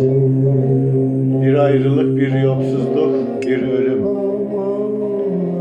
Ayrılık Allah, ayrılık kimseye vermesin onu da demiş Üstad. Gökte uçan kuşa vermesin. Ayrılıklar hakikaten çok zor. Yoksulluk yani. Allah kimseye sevgisizlik, saygısızlık vermesin. En büyük yoksulluk benim için ruhani, duygusal o güzel değerlerin kaybolması. En büyük yoksulluk o. Maddi yoksulluk giderler, dünya nimetleri hepimize yeter. Birbirimize böyle günlerde destek çıkarak bu günleri de geçireceğiz tabii ki. Onun için maddi yoksulluğun hiçbir anlamı yok. Bir de ölüm, ona çare yok. İşte Zincirlikuyu'da yazıyor, yaşayan her canlı ölümü tadacaktır. Bugün varız, yarın yokuz. Ne sultanlar, ne iş adamları, işte Vehbi Koçlar, Sabancılar, Michael Jackson'lar, Sultan Süleymanlar, Kemal Sunarlar, Hulusi Kentmenler, Kadir Savunlar, Adile Naşitler, Ayhan Işıklar, Sadri Alışıklar, Necdet Tosunlar, Müslüm Gürsesler, sevgili Büyük Üstad Neşet Ertaş, hepsine rahmetle anıyorum. Hiçbiri yok bugün. İşte hiçbirimiz olmayacağız 100 sene sonra, her zaman dinliyorum. 100 sene önce de yoktuk. Böyle bir dünyada yaşıyoruz. Umarım bugünleri bütün ritimhaneler, bütün sanatseverler, gönlü güzel, kalbi güzel, bütün insanlar çok güzel atlatırlar. Ki evde kalmak, ben 40 senedir evdeyim. Enstrümanla baş başayım, çalışıyorum. Ki dışarıya çıkmadan, sizlere sarılmadan, bir şey aktarmadan kendimle barışık olmam lazım. İşte ritimhanede bunlar da anlatıldı. Önce seni güzelleştiren, seni sen yapan, varlık nedenin diye adlandırdığın her neyse o, onunla meşkini güzel yap ki çıkıp kimseye virüs bulaştırma. Ter at, terlemeyen insan hasta insandır dedim. Terinizi atın ki ben her sabah sporumu yaparım yaklaşık 1,5 saat. Günde 5, 6, 7, 8, 9 atlet değiştiririm, arınırım, temizlenirim ki gece böyle barışık bir şekilde uyurum. Dışarıya çıkmadan işte kimse kimseye virüs bulaştırmasın, 13 senedir diyorum. Bugün bunu söylüyorlar işte bir virüs yüzünden. O da doğrudur. Kimseye ne bulaştıralım ne bize kimse bir şey bulaştırsın. Mesafelerimizi, fiziksel mesafelerimizi çok iyi koruyalım. İlişkilerde de mesafe önemlidir. Ritimlerde de, piyanoda da, müzikte aralıklar çok önemlidir. Bunları kaçırdığın an detone olursun, ritimden kaçarsın. Müzik orada olmaz, hayatta olmaz. Böyle bir durum işte. Umarım bütün bunların hepsi tabii ki geçecek, gelip geçecek. Gene güzel güneşli günler, mutlu günler çıkacak. Umarım kamplarda, bir yerlerde tekrar birlikte oluruz. Bu da geçer, bu da geçer. Alışmalısın, alışmalısın. Kamp TV'den geliyor. İbrahim Tatlıses. Bu da geçer. Evet, Kamp TV hep kamplarda benim böyle sanal kafamda yaşadığım bir TV'ydi. Belki bir gün kuracağız mı bilmiyorum. Hep derdim Kamp TV'den geliyor diye, Kamp TV. Evet, İbrahim Tatlıses. Nerelere gittik? Sene 81-82. Büyük usta İbrahim Tatlıses bir ekoldür gerçekten. Ona buradan sağlık, sıhhat diliyorum. Ülkemizin değeri değil, dünyanın bir müzik değeridir o. Umarım en yakın zamanda sahnelere tekrar döner, tekrar bütün güzellik, bütün sevgi, saygı, bütün insanlığa diliyorum. Hepimizin ilacı o. Düşünsenize, bir kediyi sevmediniz mi, bir köpeği, bir güle su vermediniz mi, dökülüyor. Kedinin kuyruğu büzülüyor, köpeğin kuyruğu büzülüyor. Hepimizin ilacı sevgi ve saygı gerçekten. Allah hiçbirimizi sevgiden ve saygıdan mahrum etmesin ki İspanya'da yazmıştım bunu. Notum var benim. Birkaç aydır çalışamamışım enstrümana, bunalımdaydım. Meğerse en büyük acıymış insanın kendine duyduğu sevgisizlik ve Allah hiç kimseyi kendisine olan sevgisinden mahrum etmesin diye bir notum var. Bu çok önemlidir. Evet hocam. Bu sözü de hep yani içselleştirip biraz hayatımı yani gerçekleştirmeye çalışıyorum ben de. Yani kendime olan sevgimi geçtikçe artsın, seviyor muyum, neredeyim, ne yapıyorum, kendimle ilişkim nasıl, iletişimim nasıl? Ben de hep bunu değerlendiriyorum İşte onun açıkçası. için hep kendinle Aha. muhabbetinden geçiyor. Seni güzelleştiren, seni iyileştiren, seni açan ne varsa bunları keşfedip bunlarla bolca vakit geçirince güzelleştiğini, açıldığını, ne kadar derin olduğunu keşfedeceksin. Hepimiz öyleyiz. Benim de okulum bu. Ritimhaneye de hep bunları anlattım zaten. Evet hocam. Bir diğer önemli paylaşım yeri de kamplar oldu. Ritimhanenin yanında ve kampları da biraz sizden dinlemek istiyorum. 11 tane Türkiye'de kampınız oldu. 10 tane Sina Çölü'nde yapıldı. Geçen yılda Beyrut'ta yapıldı. Türkiye'de olmadı. Neden olmadı onu da merak ediyorum açıkçası. Beyrut'ta yaptınız. Bu kamplarda nasıl deneyimler mevcut? Neler paylaşılıyor? Sizden dinleyebilir miyiz? Evet, kamplar binbir gece masalı gibi hangi günü, hangi kampı, neyi anlatsak yaşayanlar onu çok iyi bilir. İşte bizde aldatmaca bir soru sorulmuştu. Hepimiz dehşetle cevap arıyorduk. Çok gezen mi bilir, çok okuyan mı bilir? Tabii ki çok okuyan bilir. Çok gezen bilmez. Çok gezen bizzat hayatın içindedir. O yaşamıştır, o kavramıştır. Hayat yaşayınca güzel.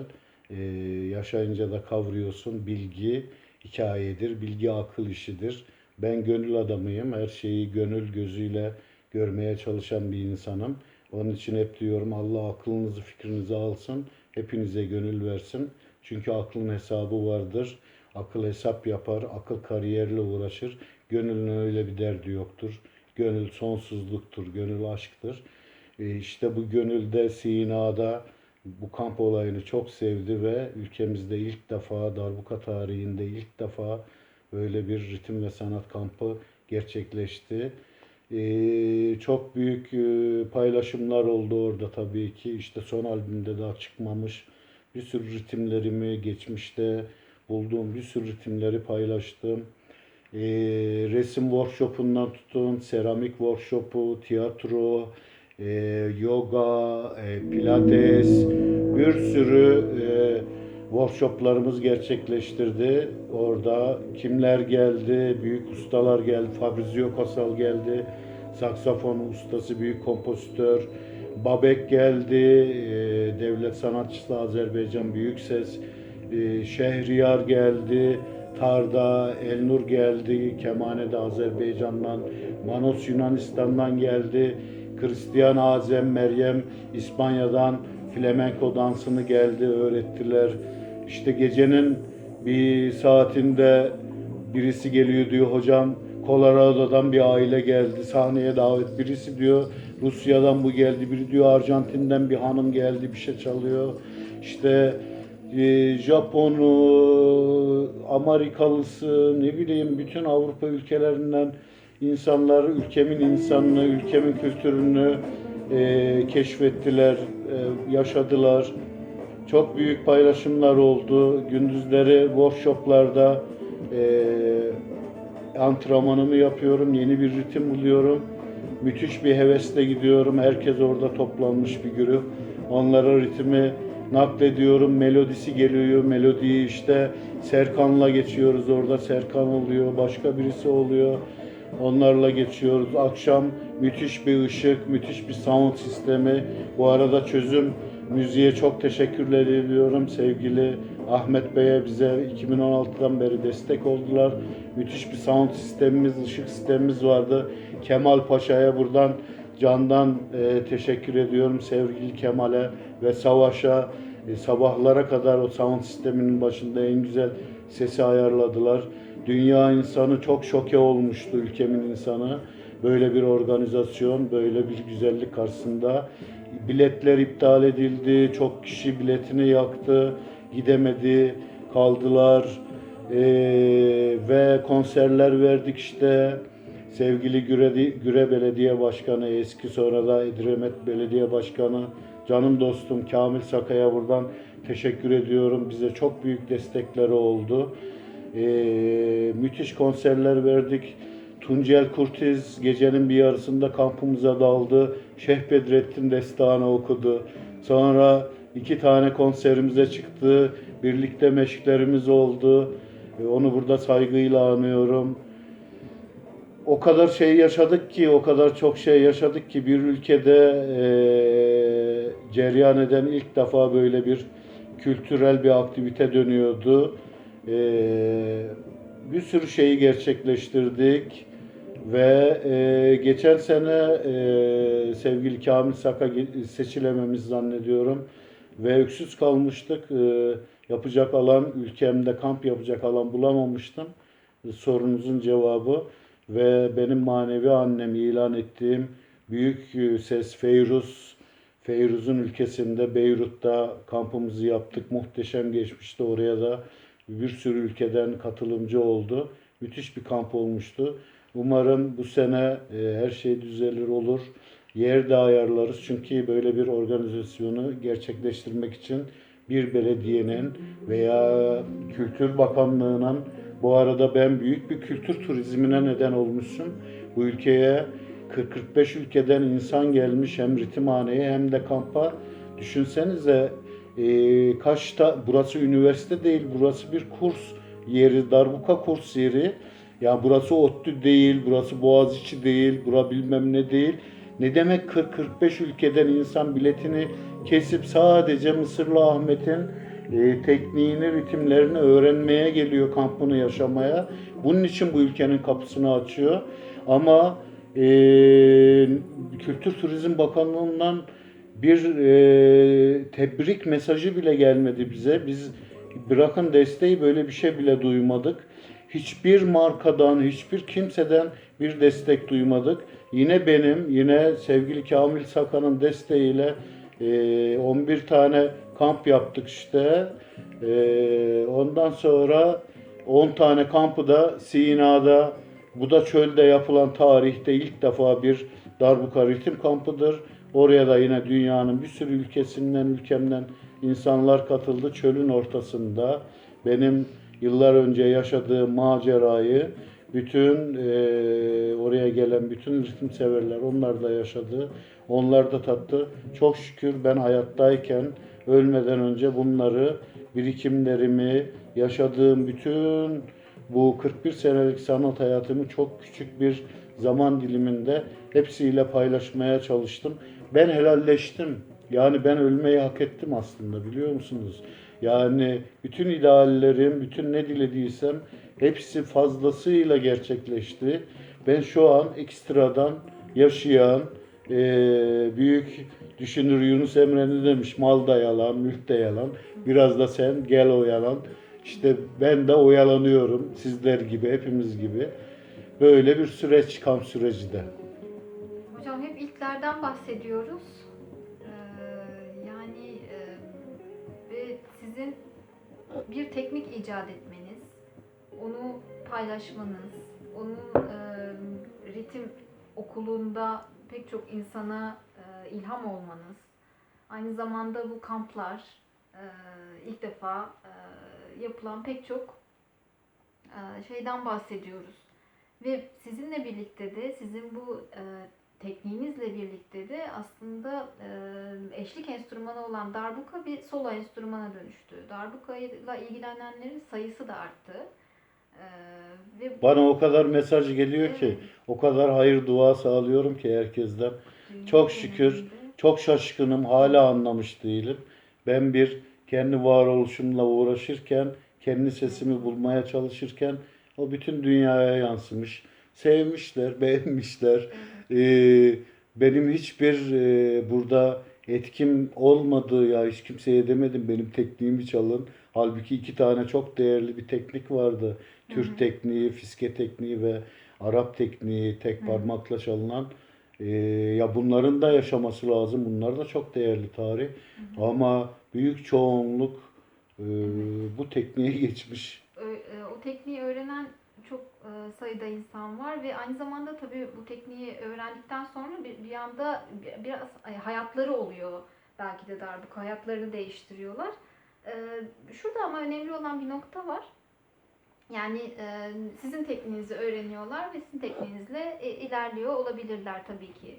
Ama iki kişiye rastladım ben hocam. Raki ve Hakan isimlerinde.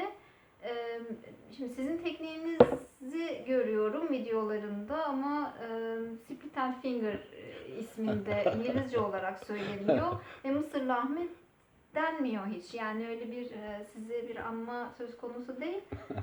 O yüzden diyorum ki nasıl oldu bu? Komik. Yani oluyor. Ya siz tanıyor musunuz bu kişileri? Böyle bir şey yapmaları hiç hoş Sadece değil ama gülüş merak bir şey ya. Bir empati kursan çocuğun adına Ahmet koymuşsun, biri Joseph diyor. Ha. Değil mi yani böyle bir şey? Hakan Kaya kendisini hiç görmedim. Hiç ritmhanemize de gelmedi.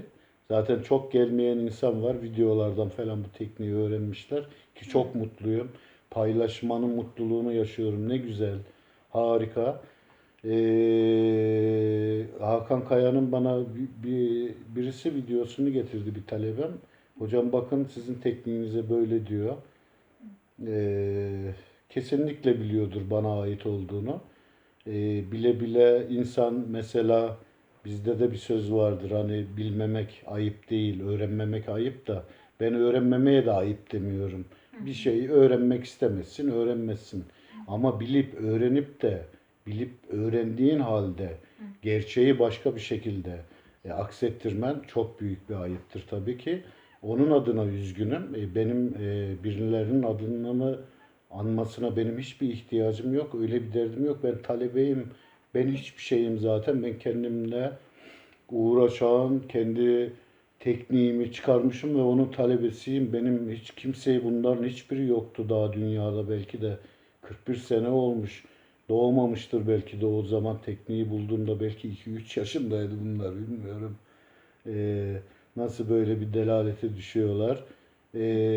Ki ülkemizde yaratılan herhangi bir teknik, dansta olsun, sazda olsun, hiçbir zaman hiç kimse İngilizce bir ad takmaz. Ne demek ya? Split finger hand, Turkish teknik. Mesela aklıma şöyle bir şey geliyor. Örnek vereyim. Şelpe teknik vardır sazda. Arif Sağ işte bağlama düzeninde, Yavuz Top işte Samahlar'da, işte Ekrem Çelebi, Bozlak'ta, işte Neşet Ertaş hiçbir zaman split hand finger Turkish saz teknik diye bir şey dememiştir. Böyle bir şey. Turist bakış açısı tabii ki bu. Tamamen. Veya işte Orta Anadolu oyununa haydi koçlar, haydi delikanlılar demek ya. Haydi efeler, haydi kovboylar diye denmez. Erzurum başbarı vardır mesela buna. Erzurum split finger vücut foot teknik Türk iş başbar diye dememişler. Erzurum başbarıdır. Tamamen bir turist bakış açısı. Çok komedi tabii ki bu. Komik. Kendilerini komik duruma düşürüyor. Rakiye adını da bu Amerikalı hatunu da ben ilk defa Sabri'nden duydum. Benim eski eşim ve ilk darbukayı, bu tekniği paylaştığım kadındır kendisi. 2002 zannediyorum, bana demişti. Ya Amerika'dan bir tane kız geldi. Hatta Said Artist de bahsetti. Said Artist'ten ders almış ve Said Artist sahneye çıkartmış onu. İyi bir soru sordunuz ki ben de bildiklerimi hep paylaşmayı çok severim. Bunu açıklayayım. Çünkü yeni darbukaya başlayan nesil, herkes çok doğruları bilmeli ki ben bir tarih yaratan bir adam olarak hepsine doğruyu anlatmak durumundayım. Sabahtan beri bütün üstadların tarihi elimden geldiği kadar yıllardır her yerde anlatmaya çalışıyorum. Albümümde yazıyorum feyz aldığım insanları, ki bırakın teknik yaratanın adını anmamak, insan çarpılır gerçekten. Sabrin demiştik işte, böyle bir kız geldi Amerika'dan. Beni dinledi, çok şaşırdı. Bu nasıl bir teknik falan. O da ona demiş işte Mısırlı Ahmet tekniği.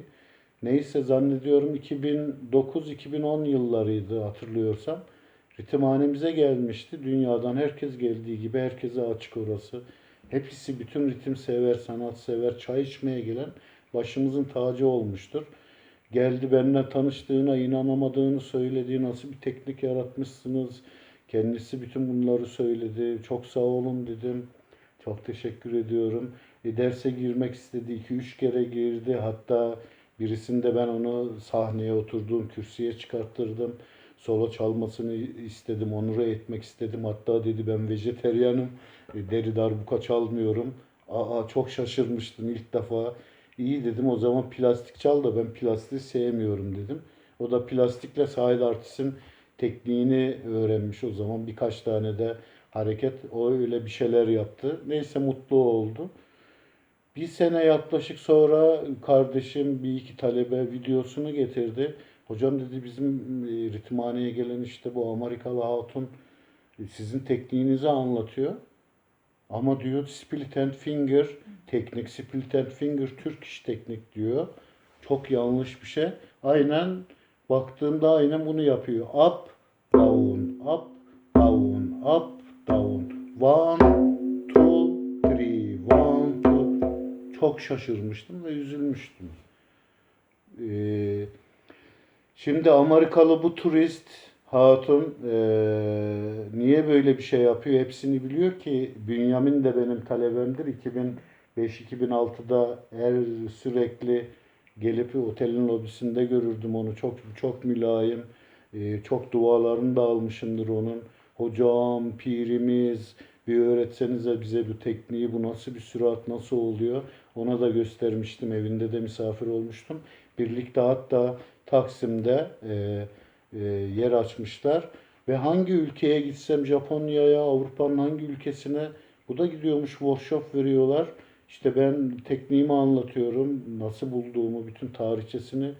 Bilen biliyor, bilmeyen de diyor ki hocam Rocky bize dedi ki bu split and finger Turkish teknik. Aa, çok şaşırıyorum.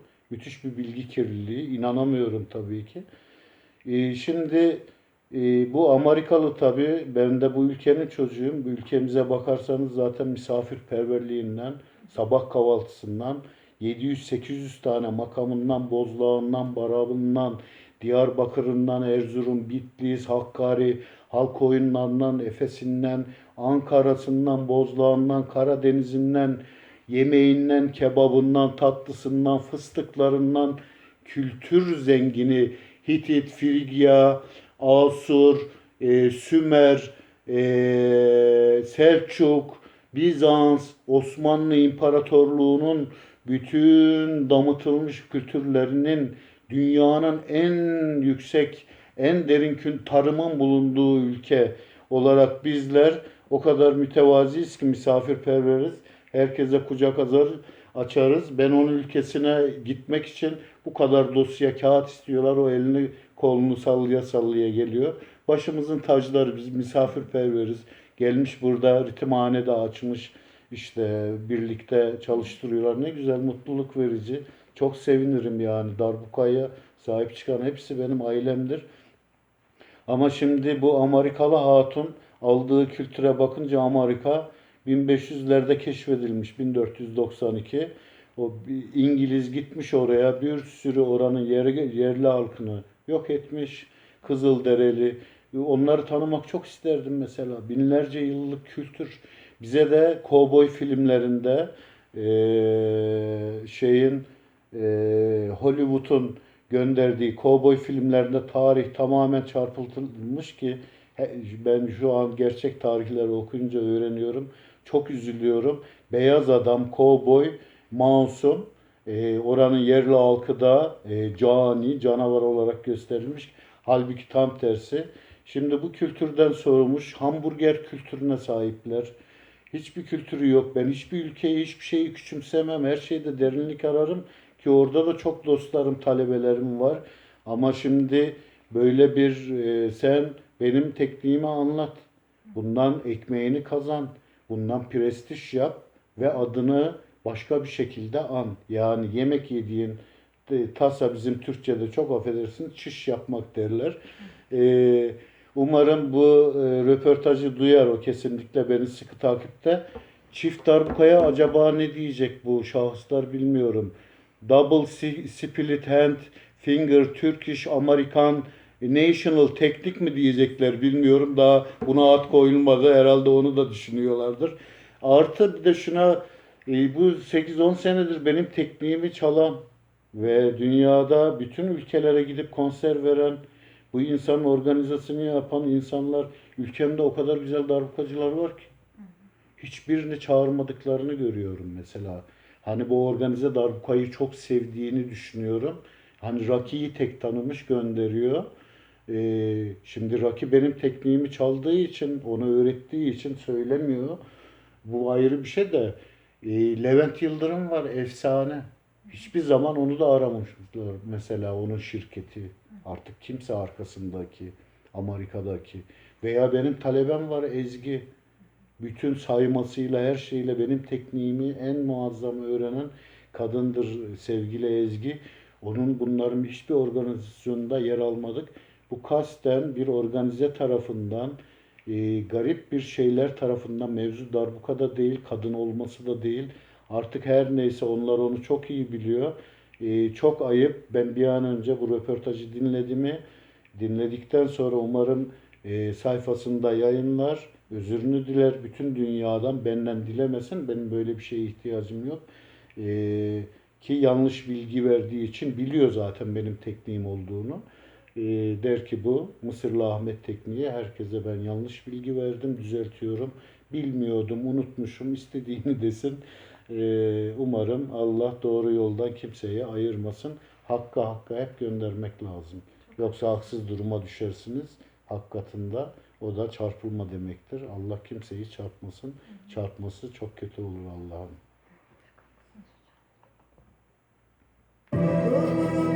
Üstünden seneler geçti, yine de kimseye yaranamadım. Evet, Müslüm Baba'dan geliyor, yaranamadım. Üstünden seneler geçti, yine de kimseye yaranamadım. Evet, Müslüm Baba'dan yaranamadım geldi. İşte insanoğluna yaranmak olayı çok enteresan bir şey. Benim hiç öyle bir derdim olmadı. Ben sadece bana bahşedilen güzelliğin hakkını vermeye çalıştım ve bana verilenleri bütün insanlıkla paylaşmaya çalıştım ki 94'te ilk geldiğimde efsane olarak karşıladılar beni. Bir sürü darbukacı burada. Hepsini ben ilk defa görüyordum ki daha önce canım dostum Suat Borazan, Cengiz Ercümer Mısır'a gelmişti, misafirim olmuştu. Burada da işte Hamdi Akatay, sevgili Hamdi Akatay evine 2 kere konuk olmuştum. O da benim evime gelmişti. Sonra Bünyamin evine davet etmişti, beni gitmiştim. Hepsi bu tekniği anlamaya çalışıyordu. Bütün bilgilerimi aktardım. Hatta Akataylar stüdyoma çok geldi. 2-3 stüdyoya geldi. Çalışmalarımı izlemek istediler. Ben de dedim tabii ki neyi nasıl kullandığımı görmek istediler. Ondan sonra Yaşar Akkepçe zannediyorum.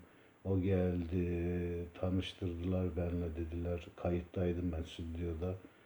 İşte seni en iyi taklit eden işte arkadaş diye Yaşar. O da dedi ki hocam görebilir miyim enstrümanlarınızı? Ben dedim tabii. Odaya girdi. Enstrümanlara baktı ve dedi ki abi bana kaça satarsın dedi bu darbukayı. İşte böyle bir kafa. Bunlar işte darbuka belgeseli yapmışlar. Darbukacı belgeseli. Bunu herkes seyretsin. İbreti alemdir gerçekten. Ki orada benim biraz önce saydığım üstadlar Hüseyinleri, Günger Özses ve Pabucu Ahmet dedelerden, eskilerden bahsederken, birbirlerini anarken maalesef bu nesil hepsi bir telaşa düşmüş, bir garip enerjiye kapılmış. Hiç kimse benim adımı anmamış orada. Bu benim derdim değil zaten. Benim böyle bir şeye ihtiyacım yok. Onlar beni müthiş karşıladı, müthiş şeylerle karşıladılar. Birikimlerimi aktardım. Onların ihtiyacı var böyle bir şeye. Böyle bir dünya işte. İbreti alem yani resmen. Darbukacı kafası resmen bu. O belgeselde bunun çok güzel bir ispatı aslında. Maalesef hocam, umarım değerinin verilmesinin önemi noktasında doğru yolu bulur Ama işte şöyle bir şey var. Ben her zaman diyorum. Taklit eden insan kendine ihanet edendir. Kendine sırtını dönen, kendi zenginliğini, hakkın sana bahşettiği güzelliği dışarıya yansıtmayan, bunu kullanmayan ne sevgisi ne saygısı hiçbir şey gerçek olmayacaktır. Bunu anlıyoruz. Hep ritimhanede de bunu bahsediyorum. Her insan yaratıcılığını kullanmalı ki güzel insan olsun. Bunu kullanmadın mı kötü insan oluyorsun. Hakka da ihanet ediyorsun, emeğe de ihanet ediyorsun. İşte sana e, bir sürü şeye sebep olan güzelliklerin adını anmamaya kadar gidiyor bu. Bütün nedeni budur. Yani orada akıl vardır, gönül yoktur ki müzik gönül işidir yani. Ben hepsine gönül diliyorum. Gönül, gönüllü olun, aşık olun, saygı duyun, sevgi duyun. Öyle yücelir zaten bir sanatçı.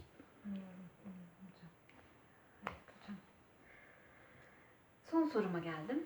Ee, Türkiye'deki müzik dünyasında, dünya müziğinde siz kimlerden beslendiniz hocam? Yelpaze çok geniş.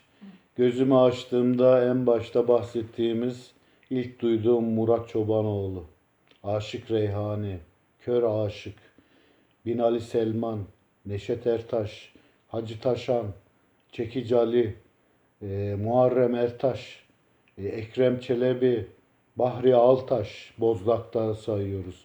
Barak beni çok etkilemiştir. Hem oyunları hem de müzikleri aman gide gide de dediği an benim ciğerim sökülür. E, Ülkemiz o kadar bir zengin kültür var ki burada dünyada cereyan etmeyen her 50 kilometrede 100 kilometrede yemeği, lehçesi, folkloru, enstrümanı, sazları değişen muhteşem bir yerde yaşıyoruz. Onun için hep size hep derdim merhaba güzel ülkemin güzel insanları diye. Hakikaten öyle. Ege'ye bir gidiyorsun. Ege havaları 9 dörtlükler işte hava orada birazcık daha ısınmıştır. Yılmaz İpek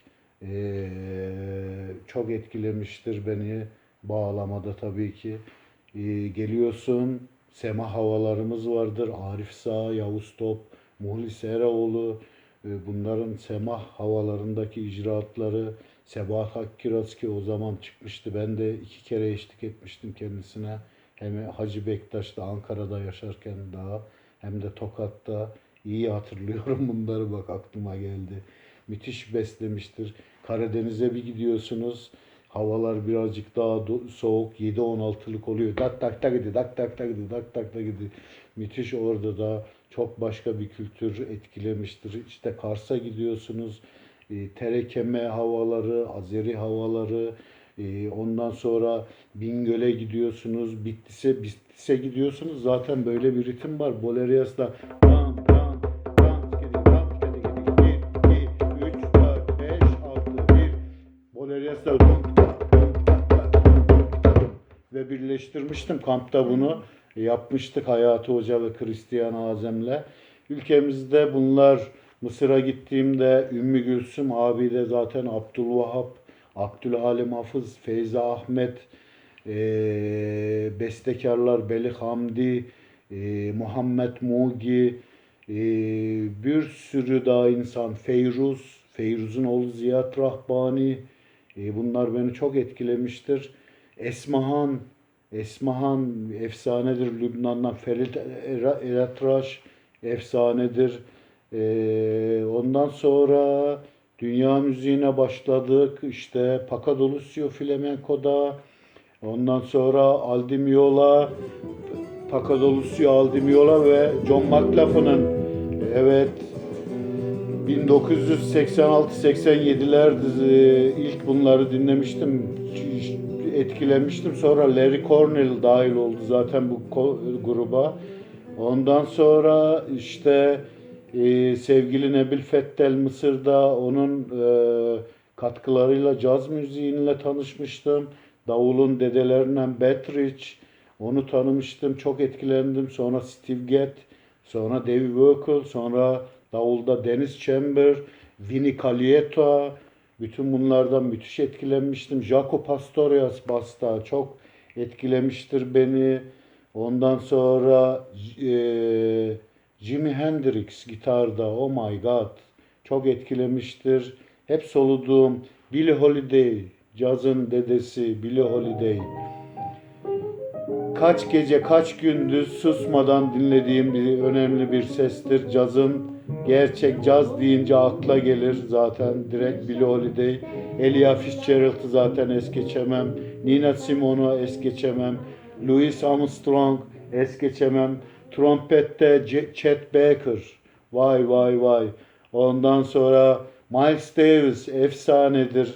Bütün bunları dinledim. Zaten yeni nesilden Diana Carl bu efsaneleri yeni modern şeylerle o da lanse etti. İşte İspanya'da yaşadığımda Enrique Morente, onun kızı Estrella Morente beni müthiş etkilemiştir ki onların da dedeleri Kamerun müthiş bir sestir. Onların Abdülvahap'ıdır İspanya'nın. Onlar çok etkilemiştir. Bir sürü gitaristler. Sonra bir ara klasik müziğe işte Beethoven, zaten Mozart, Tchaikovsky, Vivaldi, ta Rahmaninov beni mesela çok etkilemiştir. Bach mesela sevgili Angelika Akbar'la Oriental Bach Perküsyon diye bir albümü oldu. İkimiz böyle bir proje Bach çaldım ben darbukayla. Bach çok etkilemiştir tabii ki beni. Tabii ülkemde yani Azeri müziği mesela Alim Kosumov, sevgili Babek, oranın tarı segahı zaten Azerbaycan'ın beni muhteşem etkilemiştir. Hindistan'a geleceğiz. Hariprasat Şorası'ya, vay vay vay. Hindistan'ı dünyaya duyuran Ravi Shankar efsanedir. Bak düşünün bir sanatçı bir ülkeyi dünyaya tanıtıyor. Paco nasıl flamenco ile İspanya'ya ve Shakti efsanesi tabii ki Shakti, John McLaughlin ve Üstad Zakir Hüseyin onların yarattığı o grup Vico'nun da olduğu Fusion World müziğin çıktığı zamanlar çok ders aldığım, onlar etkilemiştir. Evet, Ravi Shankar çalıyor ki bende çok önemli anıları var. Sina zamanlarında, Mısır zamanlarında Kremlin'de yaptığı konseri. Onun kızı şu an çalıyor. Anushka Shankar. O da muhteşem tabii ki. Çok güzel babasından aldığı şeyi devam ettiriyor. Şimdi Anushka'yı anınca tabii kimi anacağız? Siz söyleyin. Nora Jones. Nora Jones tabii ki. Onun bacısı, ikisi de ayrı anneden ama babaları. Ravi Shankar. Bunlardan Srinivas çocukluk albümlerinden beri dinliyorum. 1991'den beri zaten slide gitar, ya kimleri sayayım ki o kadar çok ki. O kadar çok ki. Ve vokalde tabii ki adını kesinlikle söylemem lazım. İlk 92'de Fethi Seleme bana albümünü vermişti. Tek dinlemeye hep korkmuşumdur. Perven Sultan'a. Böyle bir ses olamaz. Böyle bir ses olamaz. Böyle bir ses olamaz. Yani ben bir darbukacı olarak bütün işte Murat Çobanoğlu'dan, Binali Selman'dan başlayan daha adlarını saymadığım yani çok vaktinizi alırım. O kadar insan hepsini burada sevgiyle anıyorum. Hepsini saygıyla anıyorum. Beslendiğim muhteşem insanlardır. Umarım yeni nesil müziğe başlayan insanlar da hepsinden böyle güzel pınarlar bunlardan, onlardan içerler. Ve kendilerine göre yorumlarıyla çok güzel şeyler çıkartacaktırlar. Ve bu insanlar bir daha gelmeyecek bu dünyaya işte. O tarihler bir daha yaşanmayacak. Bu çok önemli. Her şey böyle gelip geçiyor. Geçen bir yazı yazmıştım hatta. Su koyulduğu kabın şeklini alır. İnsan ise hava gibidir. Tutamazsın. Uçar gider. Çok teşekkürler hocam. Ben de teşekkür ediyorum. Bütün ritimhanelilere, bütün tekrar selamlarımı sunuyorum hepsine. Bütün dünyadan, ülkemizden kamplarımıza katılanlara, kalbi, gönlü güzel herkese buradan Böyle can sağlığı diliyorum. Sağ olun, var olun.